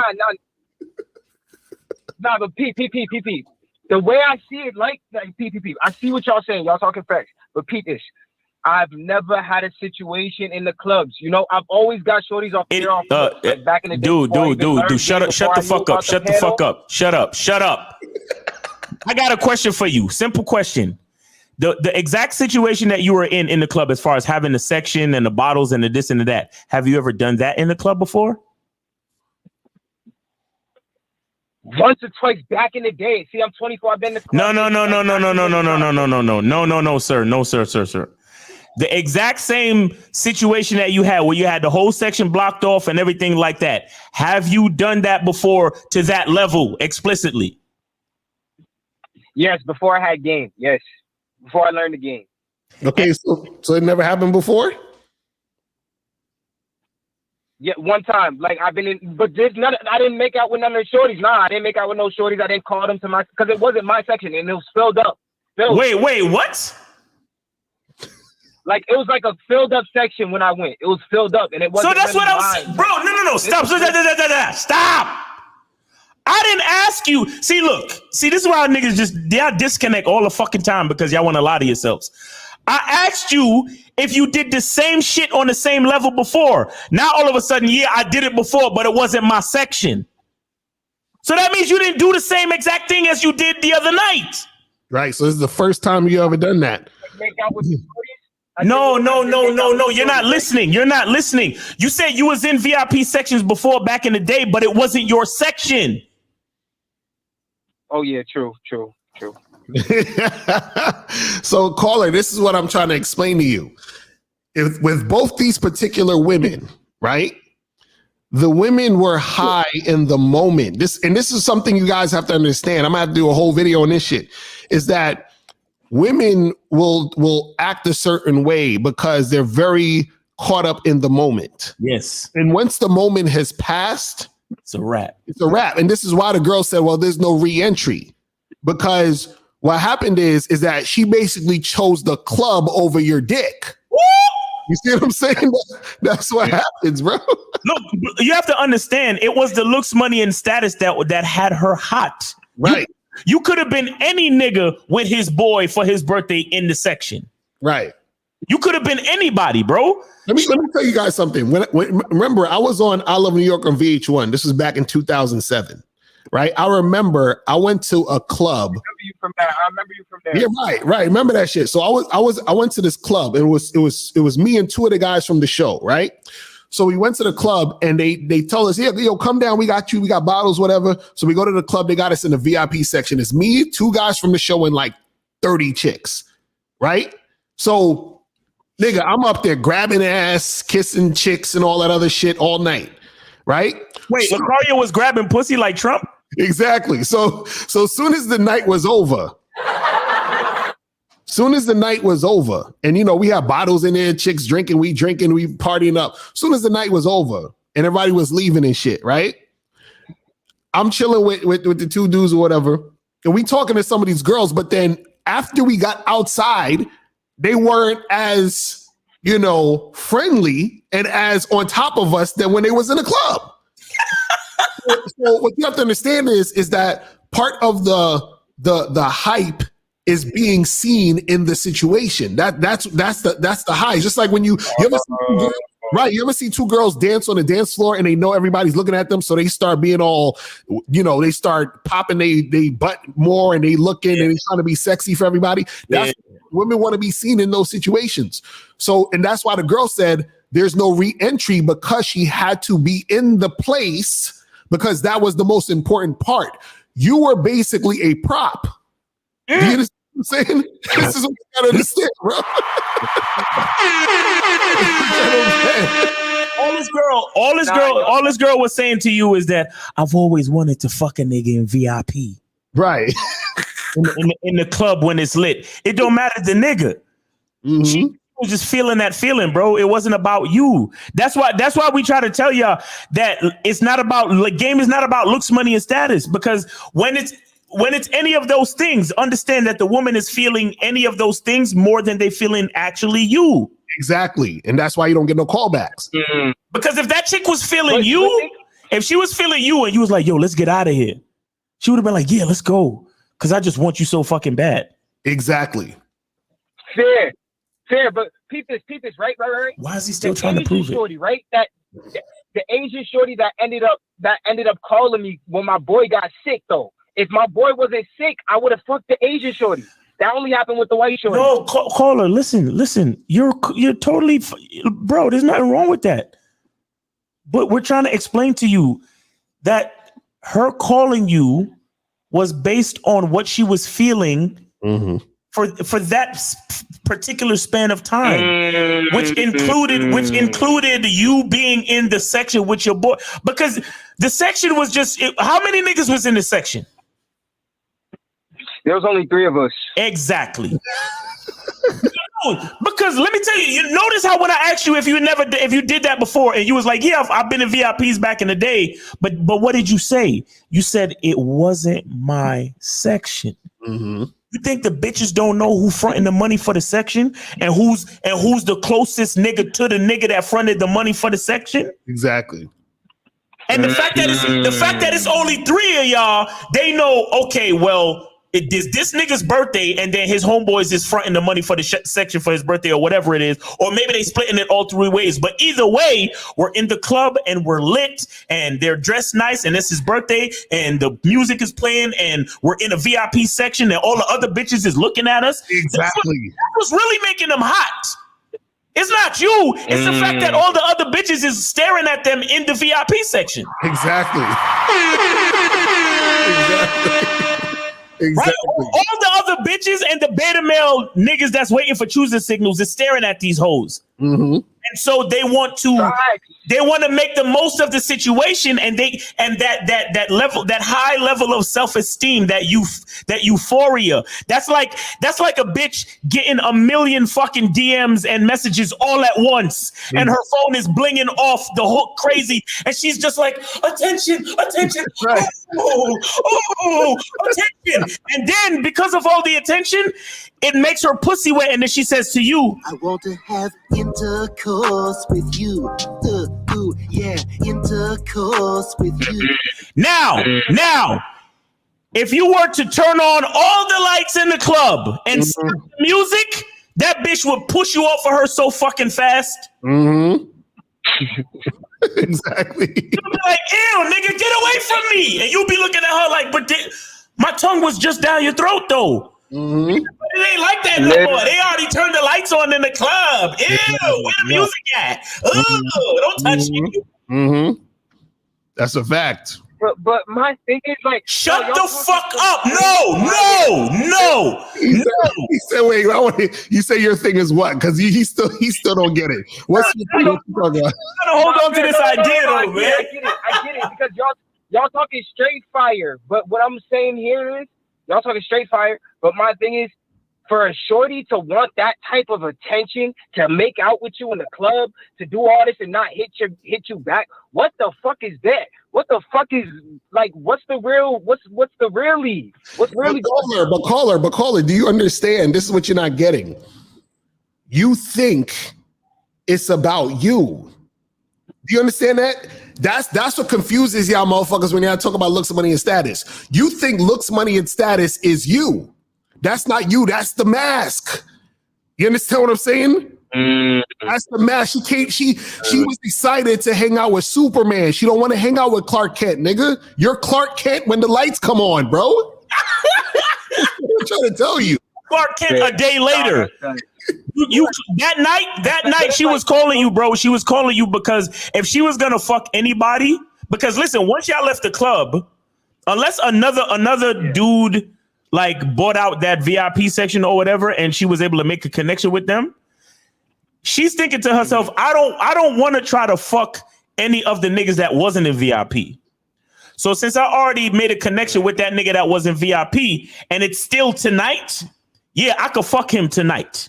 Right. I still got the liquor in me. I'm still vibing off of the fact that we was chilling in the VIP together. You understand? And you left with your mans. Now, let me ask you this question, bro. Why couldn't you like just drop your man off and then holler back at the Asian broad and go smash? Like what happened? Because no cap, my man, he lived 30 minutes away from the club. So 30 minutes is 30 minutes. 30 minutes is 30 minutes. You drop him off. You drop him off. You drop him off and tuck him in. Pause. Put a bucket next to his bed and make sure he's sleeping face down so he don't fucking choke on his own vomit. Mm-hmm. You understand? I had to walk a bit for real. And then call back the fucking agent bill. Wait, what did you do that night? What did you do? Yo, get the Yaz button ready. What did you do that night, nigga? I'm be so real with you. I'm just about to say, Mr. Miles, I'm be so real with you, bro. I really I was so drunk, like low key. Even you was drunk too. I was like, yo, you see, I was drizzed. You see all these accidents that kept happening all night because he ain't got no game. No. So the looks, money, and status didn't. Hey. The looks, money, and status didn't remind you not to drink too much. See, I wish I didn't even think of that shit. I didn't. I wasn't trying to be a loser. It's my man's birthday. You feel me? I'm trying to turn up the spot. Nigga, so what? Nigga, it's called sipping. Mm-hmm. Fuck what you heard. Let the bitches get drunk. If anything. Let the bitches enjoy themselves. Hey, let me tell you something. A lot of y'all niggas don't even understand the true economics of a fucking VIP section. And the only reason why I know this is because I know bitches that get into VIP sections. Mm-hmm. I don't do that type of shit. Mm-hmm. I have no reason to floss for none of you motherfuckers. Right. Although if I wanted to, I could, but not necessary for me. But I know the chicks that get into these situations and I have conversations with them. Niggas buy a few bottles and they let the bitches drink. Mm-hmm. That's how you do that. And that's why they have so many bitches in the section. Mm-hmm. Because the bottles is really for the bitches. Yo, real niggas in the street who got ops and shit like that, they know they can never, they be in the club flossing, but they know they can never get pissy drunk. Because if they got ops that come through, niggas gotta be on the fucking clock. Right. That's how I know a lot of y'all niggas who be drinking and getting drunk, bro. Y'all niggas is fucking baby shit soft niggas, bro. Y'all niggas have no understanding of like, do y'all? No, hold on. Just hold the fuck on a second, my nigga. You think being in a place like a club, 2, 3, 4 o'clock in the fucking morning, mm-hmm. as a nigga in a VIP section, which means you have some type of money, mm-hmm. more than likely you got cash, mm-hmm. right? You paying for bottle service. All night, all niggas see is bitches bringing you bottles with the sparklers all night. Mm. And you want to be out in the city, pissy drunk, 2, 3, 4, 5 o'clock in the morning, pissy drunk when niggas seeing you spending money all night? Right. That's what you want to do? No, that's facts. You got a point. That's not what I want to do. You literally calling niggas over to rob and fuck up yo. I'll be the type of nigga, I'll send my Cardi B type bitch over to your section and she won't even have to drug you to rob you. Mm-hmm. Fucking baby shit soft ass niggas getting drunk in public like this. Y'all niggas and then you drove a half hour away. Let one of y'all niggas fucking do it, get drunk and fucking crash into someone I love. I'm killing every last one. You know what? You gotta. So, caller, all we're saying is understand. No. But bro, go ahead. He's gonna say.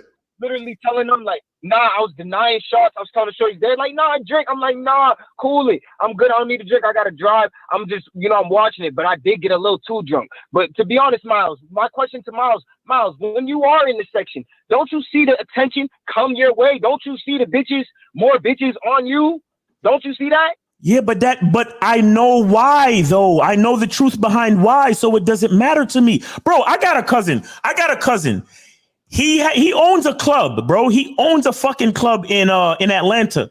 And he after, I think we was out there for like July 4th or some shit. It was me, my sister, a couple of my other cousins, and he had us in the best VIP section. Right. And bitches was just like zombies, was just walking over to us like, hey, what's up? How y'all doing? Right.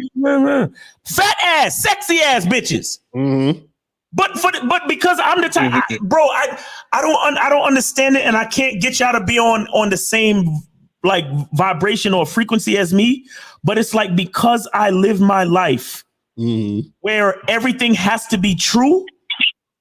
When a woman fucking walks up to me for any other reason than me, I don't care what she look like. She ugly, bro. I don't give a fuck what it is. If a bitch says something to me and it's because I'm wearing something flashy or I'm doing something flashy, she looks like the ugliest fucking thing on this planet to me. Right. But when I get a woman where I say hello to her and then she smiles and I feel that honest, real connection, then she could look like whatever. But if the connection is real, she's the baddest bitch in the spot, bro. And that's the type of shit. That's the type of shit y'all little niggas don't understand. You understand? Because for me, honesty and realness is what's attractive at the end of the day. Right. That's a fact. That's real shit. Because caller, notice what happened though. Notice what happened throughout the whole night. You had these two chicks on you, and then the next day they didn't want nothing to do with you. So you want to keep doing that? You want to? That's like the thing. You want to have to like. Nah. You see what I'm saying? Yo, nigga. But my thing is, the more of that, how much more bitches is gonna come? The more you do that. Yo, real quick, my nigga. Hold on, bro. Yo, hold on. How much money y'all spent? You remember? No cap. We spent like maybe like $650. $650. Okay, that's not bad. What city you live in again? Boston. Oh, that's cheap as hell. $650. Wait, say that again. Where you live at? Boston. Is that Boston? Boston. Okay, Boston. Well, yeah, that's cheap, but it's Boston though. Right. Like if it was like more like New York or Jersey, I'd be like, yeah, that's real cheap. But see, caller, this is the thing you're not understanding. You talking about, well, more girls are gonna come up. That's cool, but understand this. It's still gonna be more of the same. This is what we're trying to tell you. So unless you're the type of nigga that's real, because check this out. Because you're caught up in the hype and the vibe of the club, you have now basically become the club, right? So when she's talking to you, when these girls are coming up to you, you're just another nigga in the club that's part of the atmosphere. You're part of the decoration. You feel what I'm saying? So, but what happens is that when you're a real dude, you're able to break out of that shit. And you could be real in the club. And then she'd be like, oh, he's a real nigga. So now if she's actually getting to interact with the real you, if y'all exchange information, she might actually pick up the fucking phone and respond to your shit. Because now it's like, oh, he's a real person in the real world. So I saw the real him. So therefore, I want to hit him back up. Once she leaves the club, if she hasn't met the real you, then you don't exist, bro. You don't exist, nigga. Understand that the VIP sections, like Lucario just said, is just a smaller version of the club. Right. It's your own smaller version of the club, bro. Right. And so it's that club atmosphere that she's really attracted to. But hey, listen. You know what? Forget all that shit we just said, my nigga. Listen, man. You need to do every weekend, 650, bro. That's all you need, son. What 4 times 6, right? That's what, 24? All you need is $2,400 a month, bro. You could do that shit every weekend to get as many bitches as you want, as long as you fuck them that same night, bro. Right. Nah. 2,400? Yo, 2,400. That's all you need. You get a new bitch every weekend, bro. You straight. I would never, but it just went into fact. Like no. Wait. No. You say you would never what? You say you would never what?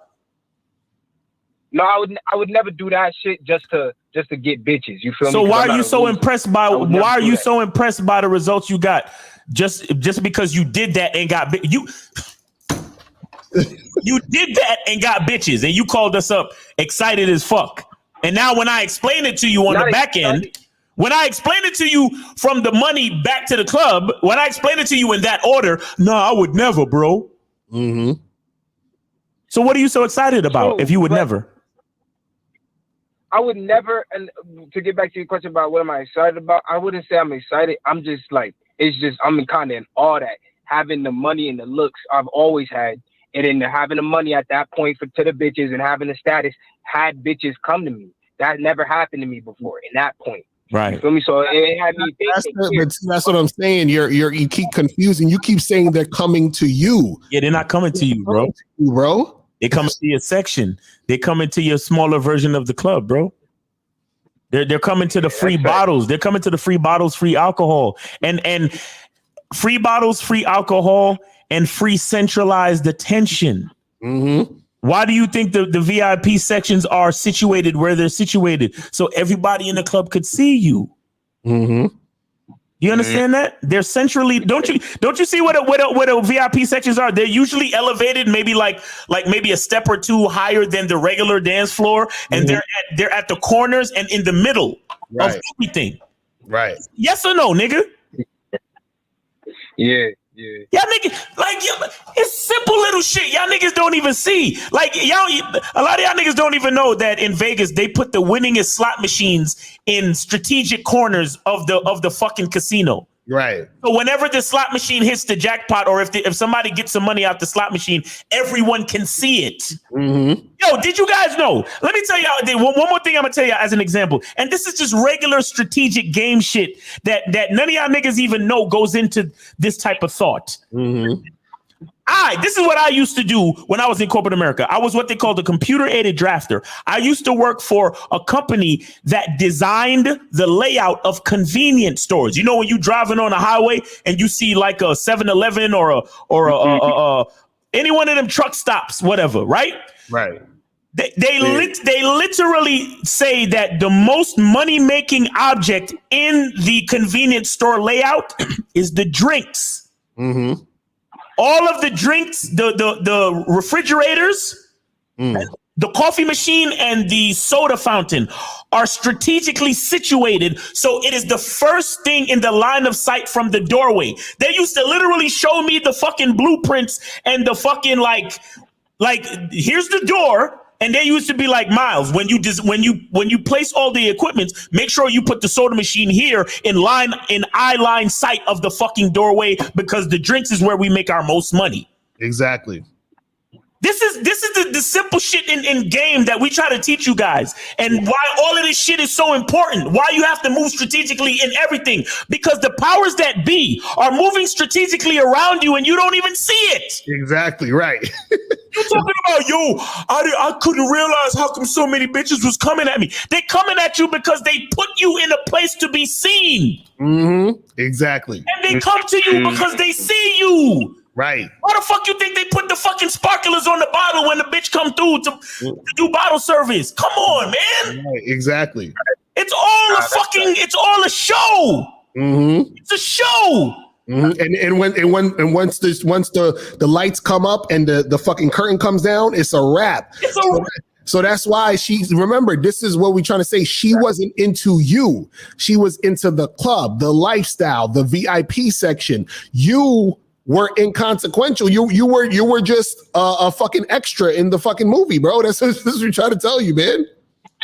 Nah, y'all talking facts too, because the shorty, like I said before, I never had either one, like an Asian or like a blonde. So I really wanted both of them at the end of the day. Like when I was gonna hit them up again, I definitely wanted them both.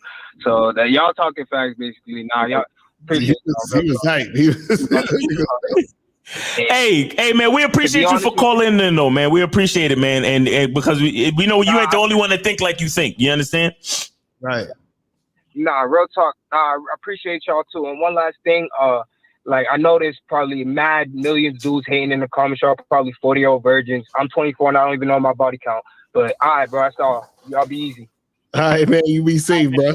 Man, and it wasn't nobody hating on you in the chat, man. Don't worry about that. But we got let me see how many calls we got. All right, we got four. Oh, damn, we got get through this shit. We almost on overtime in a minute. We almost in overtime. All right, 314, what's up? 314, did you donate? Yes, I donated. All right. What's going on? All right, what's your name? How old are you? Brandon, and I'm 24. All right, what's up, Brandon? 24. Well, how can we help you, man? Because we almost in overtime, so get to it. Okay, so I'm in school right now, and the next semester is about to start, and I'm considering either staying on campus or off campus. With off campus, it's cheaper, but on campus, I'll have more freedom because I live with my parents right now. Okay, so what do you want? What do you want? Spot on campus. You trying to get your own spot on campus. So what's the question? It'll save money for me to stay at home with my parents, but staying on campus will give me the freedom to hook up and also just more freedom in general to be by myself independently. Okay, so do you want that more? So I'm kind of 50-50. I'm trying to figure it out, but I'm leaning towards staying on campus. Okay. So if you saved money, what would you be saving money for?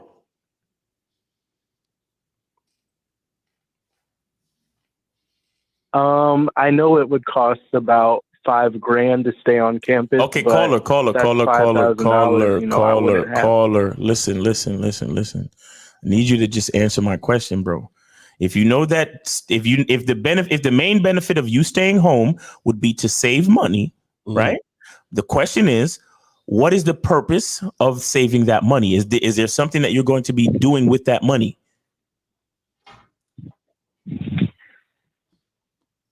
No, there's nothing in particular. I just now can your parents or whatever, can you guys afford for you to be on campus? Is it affordable? Or are you putting your family in dire straits by doing that? Yeah, I can afford it. Nigga, have you ever lived on a campus before? You're 24. Have you ever lived on campus for college before? Yeah, I took a break from school. That's why I'm a little older. That's why you're a little older. I'm going back to school this semester. So hold on. So you did live on campus at one point before? Yes.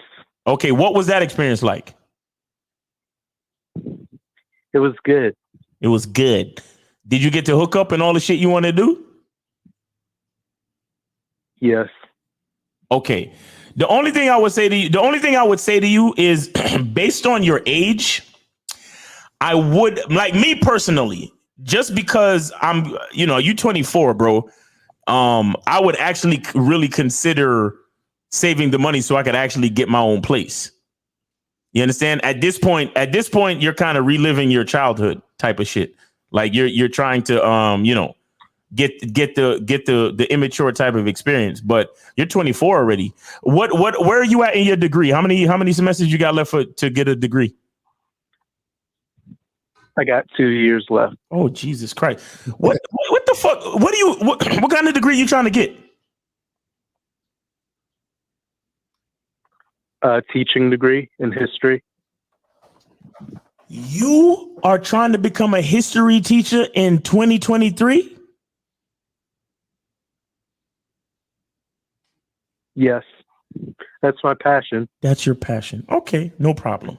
You plan to write books and shit like that, right? You plan to start a YouTube and make videos about history to make extra money, right? Because there's not a lot of money in teaching history, right? You know that, right? Yeah, I know. Okay, so you heard what I said? Definitely consider starting a YouTube channel to make interesting videos about history, bro. Like, really. And then maybe you can make some extra money because there ain't no money in your profession as it stands right now, based on my knowledge and experience. I could be wrong. I reserve the right to be wrong. But what I would say is that since you're 24 and you've already stayed on campus and you already know what that life is like at this point, and on top of that, it's not like your profession makes a whole lot of money. You might want to start saving that money and say to your parents, hey, the money that you're going to save by me not being on campus, let's save that money so I could get my own apartment or get a condo or some shit so I can move out sooner than later. Do you understand that? Yes, I understand. Yeah, and again, I'm not trying to like shit on your choice of profession, bro. I'm just being honest with you that, like, have you done the research? Like, you realize there's not a big salaries for history teachers, whether even if you're doing it on a collegiate level. Yeah, I've looked up the salary grade for school districts in my area, and it's not bad. It's not bad, especially if you get an advanced degree. I plan to get an advanced degree. You're gonna get an advanced degree and PhD. Okay, all right. Well, yeah, make sure you write some books again so you can make some extra money. You know what I'm saying? But you might want to save that. You might want to, like I said, since you already lived on campus, you already know what that life is like, and you're already 24 years old, bro. Save the money and try to move out of your parents' house, bro. You understand? Okay. Let that money, because you said that money didn't really have a purpose. I'm telling you to make that money have a purpose. Make an agreement with your parents that, hey, I'll stay home, but that money that you were going to spend on the dorm, I want to use it. I want you guys to help me get my apartment sooner than later. So maybe you never know, maybe in a couple months, maybe after one semester, you could be moving into your own apartment. You see what I'm saying? Yes. All right. So that would be my advice. Thanks, Miles. Yeah, you're welcome, bro. That would be my advice. I hope that helps. Thank you for calling and take it easy. Good luck to you, bro. Yeah, crazy. I say he ain't gonna be able to get in VIP. yo, VIP costs $2,400 a month. That's half his fucking room and board on the fucking campus, man. That's crazy. Yo, 716, you on live with Lucario and Miles. Name, age, city. What's up? Oh, did you donate? Yes, I did. What's goody? Hey, what's going on with you?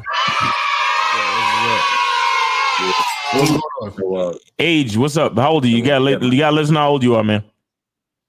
Yeah, my bad. A little tongue tied, a little starstruck. My bad. Oh no, you fine. Yeah, so my name is Gerald. I'm 28. I'm from Buffalo, New York. Okay. Another. Hey, Buffalo. Yeah. Hey, go holler at my girl Shania or Shania. Exactly.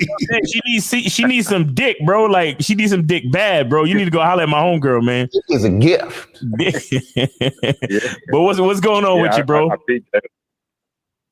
Yeah, no. So my question is, and it's actually kind of similar to that question earlier you had with Shania. So I'm in an open relationship, and my problem isn't picking up chicks. My problem is that I meet or get in contact with women who say they just want to smash or kick it or, fuck around. And for whatever reason, 7 times out of 10, they dip out and fall back or show hesitance because I mentioned that I'm in an open relationship. And I was basically wondering, I want to know what's the problem. Like, how do I improve this situation? So wait, you said they dip out. Like what point do they? So do you fuck these chicks and then they stop fucking with you, or they don't fuck with you at all? Like what's No, like before we even get to that step, like they'll find out that I'm in an open relationship and they just get turned off. Okay, so where you meeting these women? Shit. I mean, bitches I meet online or in person. Right. Oh, so you do the dating apps? Yeah, I got Tinder, Hinge. Shit, I got Bumble. Okay, does it say it on your profile that you're in an open relationship? No, it's not obvious. Okay. There you go. That's where you fucking up. That's exactly. There we go. We solved your problem. On your profile, it needs to say I'm in an open relationship. I'm non-monogamous. Whatever. It has to have that on there. Because what's going to happen is that the women who are down for that, they'll swipe or match with you, and then they'll talk to you and you set it up, and you ain't got to really say nothing because it's already on there. There's going to be times where some women will swipe and match with you, and then they'll be like, "Oh shit! I just realized I checked your profile, and you're into that, so I'm not into that, and it's whatever." But you'll have more women who you're going to match with that's going to come see you with the knowledge that you're in an open relationship. So that's not even going to be an issue because they're already choosing to come out and see you knowing that information. So you got to put that on there. Yeah, that's a fact. That's a fact. You know what I'm saying? So that's really the main issue, because if you don't put it on there, they're just going to assume that you're monogamous. That's the default that they're going to assume. You see what I'm saying? Okay. Yeah. No, that makes sense. Right. So just put it on your profile. You'll be fine. I mean, honestly, that was like, I feel like that was the issue that I was like overthinking. You know what I'm saying? Like, I think over time, I probably would have came to like the same conclusion myself, but I don't know. It's just one of those things that I was overthinking. Shit. Yeah. Well, that's what we're here for. We're here to get you to your destination just a little bit faster and more efficiently, bro. That's what we're here for. Exactly. All right. Yeah. Thank you. All right. Now, with that being said, you probably gonna have to do a little bit more swiping, though. You understand? Right. Exactly. Oh. Yeah. All right. You might have to put in a little bit more work, but when with the chicks that you do match with and get to meet up with on the dates and shit, everything will be more clear and and connections will be made much easier. All right. Yeah. So you definitely advise like getting the, I don't know, like setting up the configuration where you have to like pay for the app. Because you have to pay for it, you're allowed more swipes. You said say it again? I didn't hear you. You was breaking up. Say it again. So you basically suggest that like I pay for the app because if you pay for these apps, they allow you more swipes.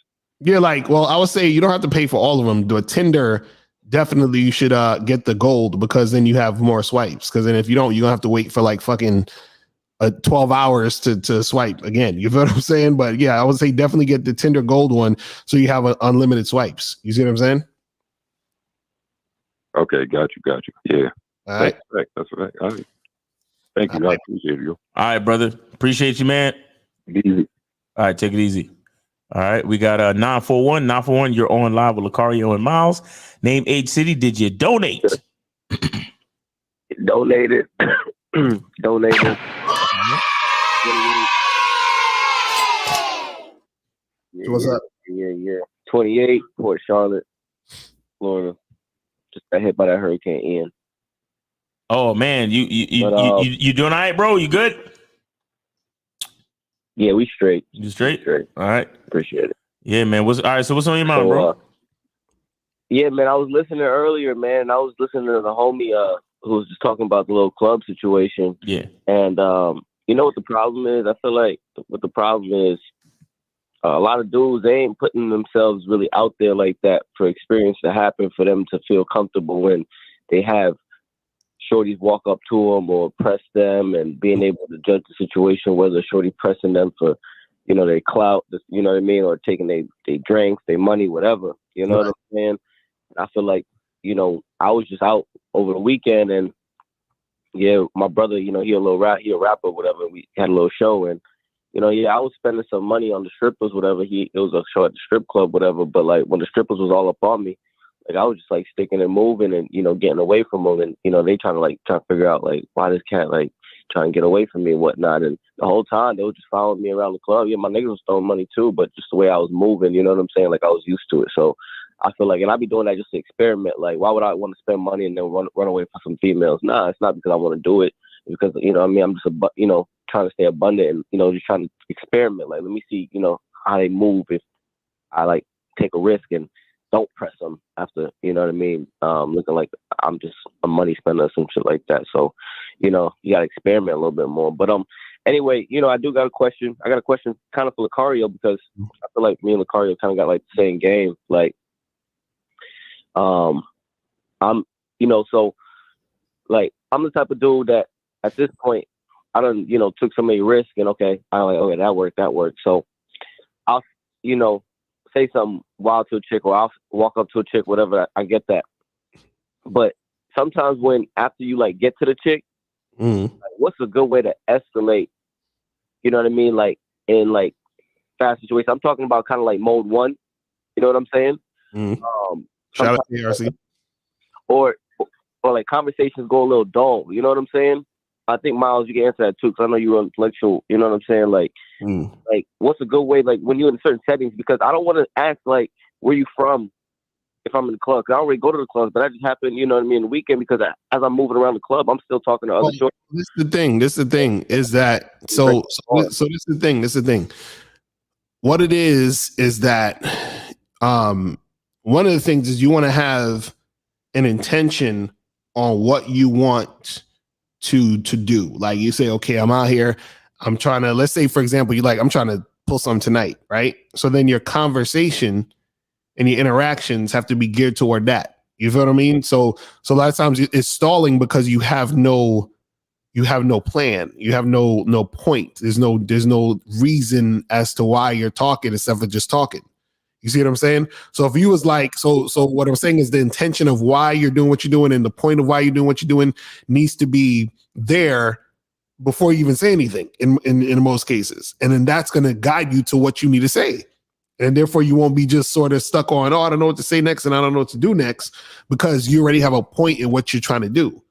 You see what I'm saying? And then you just lay that out that quickly. You see what I mean? Yeah.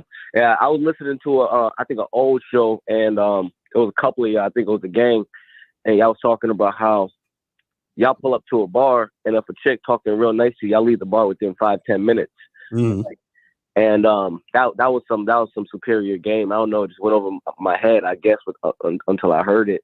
You know what I'm saying? Because a lot of the times I'll go to a bar, I'll mac a joint, get her number, and then I'm on to the next one. It's like, why am I doing that? Why not try to keep, and get out early? I'm thinking like, yeah, you got to stay till at least, you know what I mean, the bar is over or some shit like that, or about. No, you don't. But that's you don't need to. That's all I'm saying. Where you don't need to. Last caller, where he was saying that he tried to leave with the girl, and the girl was like, "Oh well, there's no reentry because she wasn't really trying to leave with him." But if a woman's really trying to leave with you, then she gonna leave with you no matter what time it is. You understand what I'm saying? Or no matter what. Like I've gone to spots, walked in.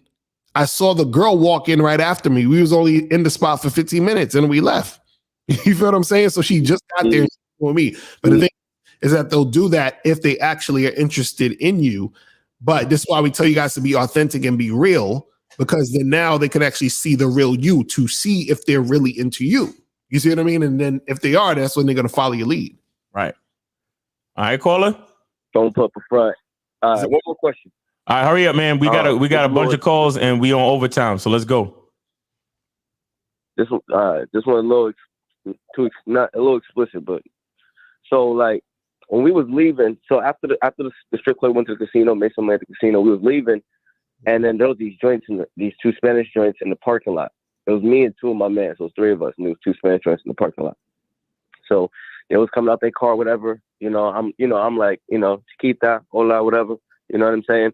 They smiling. Oh, what's going on, guys? Where y'all coming from? Whatever. One of them. You gotta get to the point. Get to the point real quick. Go get to the point. All right, me and my man was on it. My question is, like, we was in the parking lot. It was like 5 a.m. In a situation like that, kind of like they was definitely feeling us, whatever. Like, how would y'all escalate right then and there? Caller, what did you want to do? Make some crazy. What did you want to do? Huh? What did you want to do with these women? You know what I'm saying? Like, no, I don't know what you're saying. Tell me what you want to do. Huh? Get on her knees. And do what? You know what I'm saying? Top the gang on. What? What happened? Say it again. What are you talking about? You see, your problem is you have a problem expressing yourself and saying what you want. So you're not going to be able to get the girl to do something. Huh? Something crazy in the parking lot. Smash in the parking lot. Do something crazy in the parking lot. Dude, why is it crazy? If it's crazy, why would you want to do it? That's crazy to you? That's crazy to you? You see, that's the problem with so many of y'all niggas. Nah, nigga. Let me tell you why all of this shit is so fucking hard for you, my nigga. You are still ashamed of your own sexuality. That's a fact.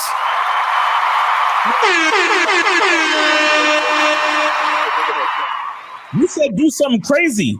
You think a bitch sucking your dick in the parking lot is crazy? No, I'm talking about the game.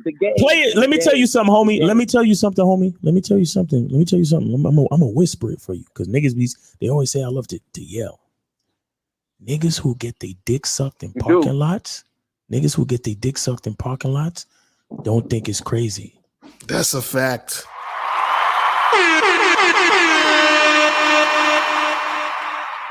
Okay. All right. Do you understand that? Y'all capping. So I'm talking about the game. Yo, talk to this nigga, because the game.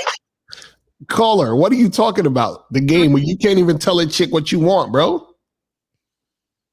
No, I'm saying the gang. GANG. Like those three guys, two girls, It wasn't just me and one girl. That would have been different. Oh, it don't matter how many people there are. Just you have to let the girl know what you want. Why he laughing, Miles? I don't understand this nigga. Why he laughing?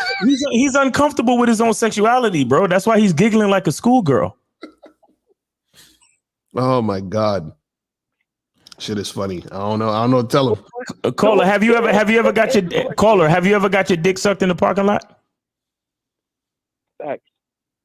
Hello? Yes. Have you ever got your dick sucked in the parking lot, bro? Yes. Yes. How many times?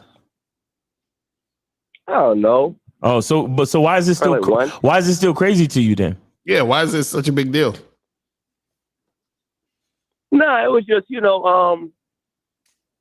I guess I thought about it after. Like after it was like, yeah, get your number, you know what I mean? Text me, my phone's there, like text me, whatever.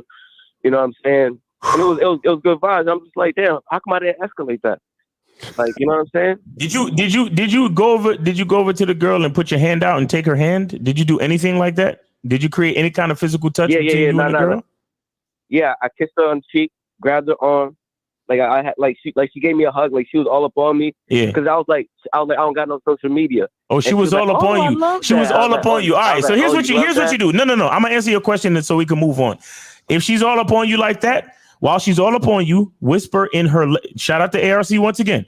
Whisper in her left ear exactly what you want her to do explicitly, but you have to whisper it. You can't let nobody else hear. Okay, in her left ear. It has to be her left ear. Because that's the side of the brain that's going to respond to that type of shit. So you tell her in her ear exactly what you want her to do. You just got to make sure. You just got to make sure nobody else hears. Because if anybody hears what you said, then she's going to feel embarrassed. You understand? This guy. All right. So next time that happens, and because you said you was all good, right? Yeah. She was all upon you and all that, right? So that means she has some attraction to you. Yeah. So you pull her close to you. You lean in. You whisper in her ear. Tell her exactly what you want her to do. And then see how she behaves. That's your best bet to escalate in that type of situation. Okay, sir? That's cool. All right, man. Yep. All right, we appreciate you, man. Thanks for calling in. Y'all. All right, man. Take it easy. Yes, sir. All right. So we got 816. 816, you are live with Miles and Lucario. Name, age, city. Did you donate? Yeah, I donated. What's up with y'all, man? It's Mike from Missouri. Mike from Missouri. What's going on with you, man? What's on your mind, man? What's up? What's on your mind, man? Niggas on OT, man. So you got to make it fast, man. Go ahead. Steve talk about getting to the core. You know what I'm saying? So, do you guys have any advice on somebody dealing with child abuse, trauma? You gotta go to a therapist. That's the write down his website real quick, man. Write down his website real quick. Hold on. Turner. James Turner, turnercounseling.org. Turner Counseling. I'm gonna put it in the chat. All right. Turner, he's a turnercounseling.org. I spelled it right. Yeah. Go to that website. TURNER counseling.org. All right, bro? Yeah. All right. That shit, all right, got you. Yeah, because you talking about abuse and trauma. We talking about the game, bro. We talking about self-improvement, getting to the highest version of your masculine identity and dicking down bitches. Like, we not like, you got to get past that type of shit before you could get to the shit we talking about. You understand? That's a fact. Yeah, and that's what I meant. I was on the identity membership and everything. You was on it? A couple of things. You was on it? Wait, hold up. You said you was on it? It's on like past tense. In the video.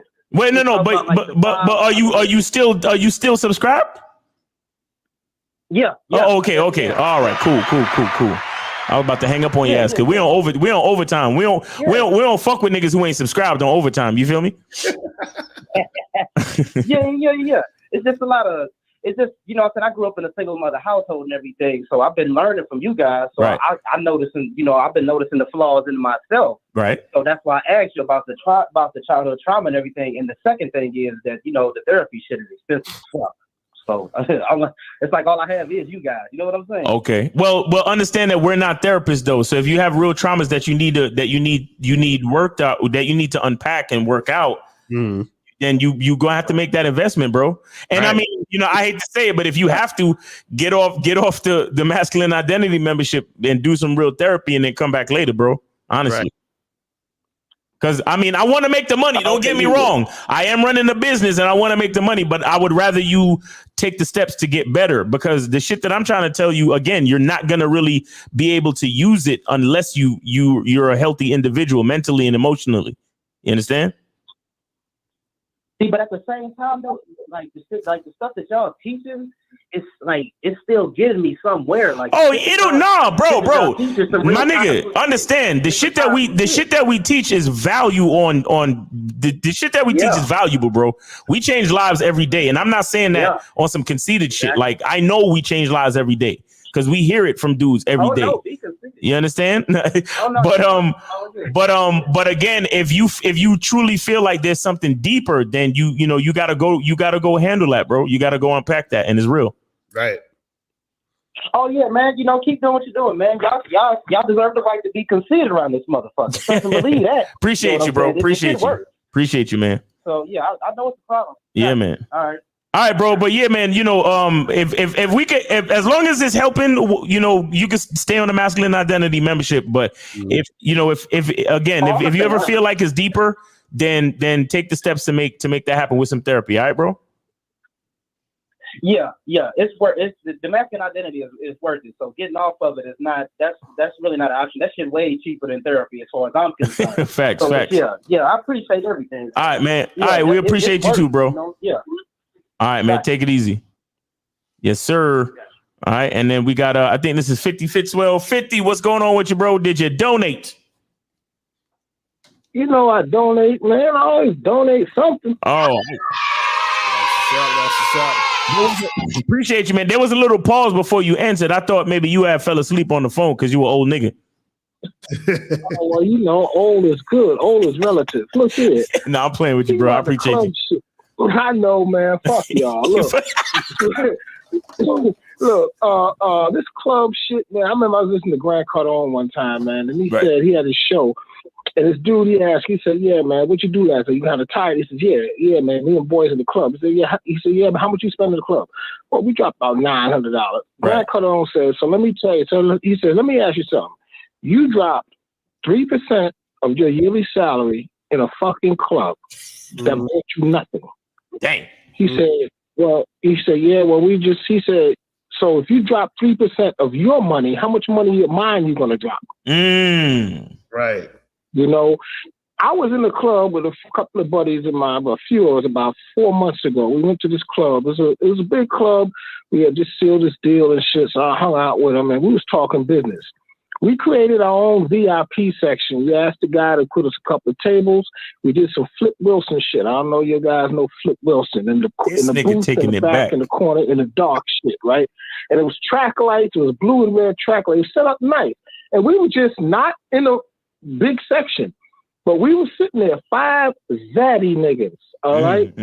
Beards and shit looking fly. And it's like, we didn't talk about it, but every time one of them young, it was a young club, because we just want to go look at some pussy. Every time one of them young bitches came over there, because we had our own bottle, it was a bottle of brown liquor we put on our table, we were just doing shots. Right. Every time one of them young bitches came over there, they stood up, they stood in front of us, and we just stopped talking, and everybody had a question. Do you have money? What kind of business could you have? One of my man said, you have hair on your pussy? And they just fucking walked away. By the time we got out that club, some of the young bitches was following us to the cars, man. They were like, hey, what's up? What you doing? What the fuck is this? Right. Go to them young motherfuckers that want to spend their rent. We ain't got time for it. Right. I'm going to tell you, young boys, you spending your money now on bullshit. You fucking up your health. All right? Keep spending that money on that bullshit. When you get 30 and 40, you won't have shit. You got to fucking work on the front and on the back end. You should be doing that shit on the front end so you won't fuck up on the back end. I know plenty of niggas now who are scrambling, got kids just the same age as their grandkids, and they just fucking up, man. And like, because they were young in the club. So fellas, spend that money wisely. Some bottles and all that shit ain't worth shit. It's just a fucking memory and a fucking meme that ain't gonna get you nothing when you get 40 and 50. Exactly. All right? Stop spending your money on that fucking bullshit and get some fucking vocation, bad boy membership, fucking masculine identity. Spend your money on that. Y'all can spend $650 on the club. I bet you're fucking late on a bill. I bet you are. I see it every fucking day, man. So look, young boys, spend your money wisely on you, not a bitch, on you. Okay? Yes, sir. Peace out. Good night. Appreciate you, 50. Thank you, sir. That's 50 Fitzwell giving y'all the real game, man, from an OG's perspective. You feel me, man? I gotta stop spending that dumbass money in the club, man. Spending more. I mean, every once in a while, yeah, go have fun. You know what I'm saying? But I know a lot of y'all niggas be in there every fucking weekend, right? Because y'all love the high of a bitch liking you for no other reason but for the fact that you in the club. But anyway, 551, you're on live with Lucario and Miles. Name 8 City, and did you donate? And he hung up. Yes. All right. We're out of here. Done. That's a wrap. All right, people. About to wrap this shit up because niggas is tired. But yo, man. So guys, remember, go to badboymembership.com, go to masculineidentitymembership.com to join the Masculine Identity Membership. And remember, the prices are going up in March. Okay. So just letting y'all know that. Be on the lookout for the event that's in April, that we're going to give you guys some more information about that. And anything else, Miles, you want to say before we wrap it up? Appreciate everybody that called in, man. It was some great calls tonight. It was a lot of hilarious shit in the chat, man. Appreciate y'all. And yeah, make sure y'all go to badboymembership.com, go to masculineidentitymembership.com. Y'all hear the people telling y'all it's changing lives, it's making things happen. You know, come on, guys. It ain't no joke out here, man. If you on the fence, join the fucking membership. Subscribe, man. Subscribe. That's a fact. Get on that shit. It ain't no fucking game. Like we've been doing this for too long for y'all to even second guess us. Mm-hmm. You know what I'm saying? Stop playing games. We help men and women. Yeah, and y'all saw that clearly tonight. Exactly. We put women on game. We put men on game because game is undefeated. You understand? And we got that shit all day, every day, unscripted. Right. You understand? So fuck with us. Badboymembership.com, masculineidentitymembership.com. Don't play yourselves, man. Fuck with us, man. We got what y'all need for real. Pause. All right, people. So we'll holler at y'all later. Remember, the truth is inside you. Peace. Everybody has game. The thing is, though, is your game weak or is your game strong? See, that's the difference. See, everybody has game. The thing is, though, is your game weak? When it comes, what's the matter? I gotta play the right one. Hold. When it comes to being a man, it's about being that rock. It's about being stable. So first, you're gonna have to find discipline within yourself. Do you have that type of discipline? Do you even have the heart to be ruthless? Women need leadership. It is in their nature to seek out leadership. You know, you can't do it 99 because all that's part of a man. You got to do it 100. Apparently, these women out here having sex with somebody. Apparently, they're getting pregnant with somebody. Shoot, somebody getting some. You should look at something like hypergamy and allow it to inspire you to always be evolving, getting better, expanding, developing. There are things you know, there are things you don't know. Then there are things you don't know you don't even know.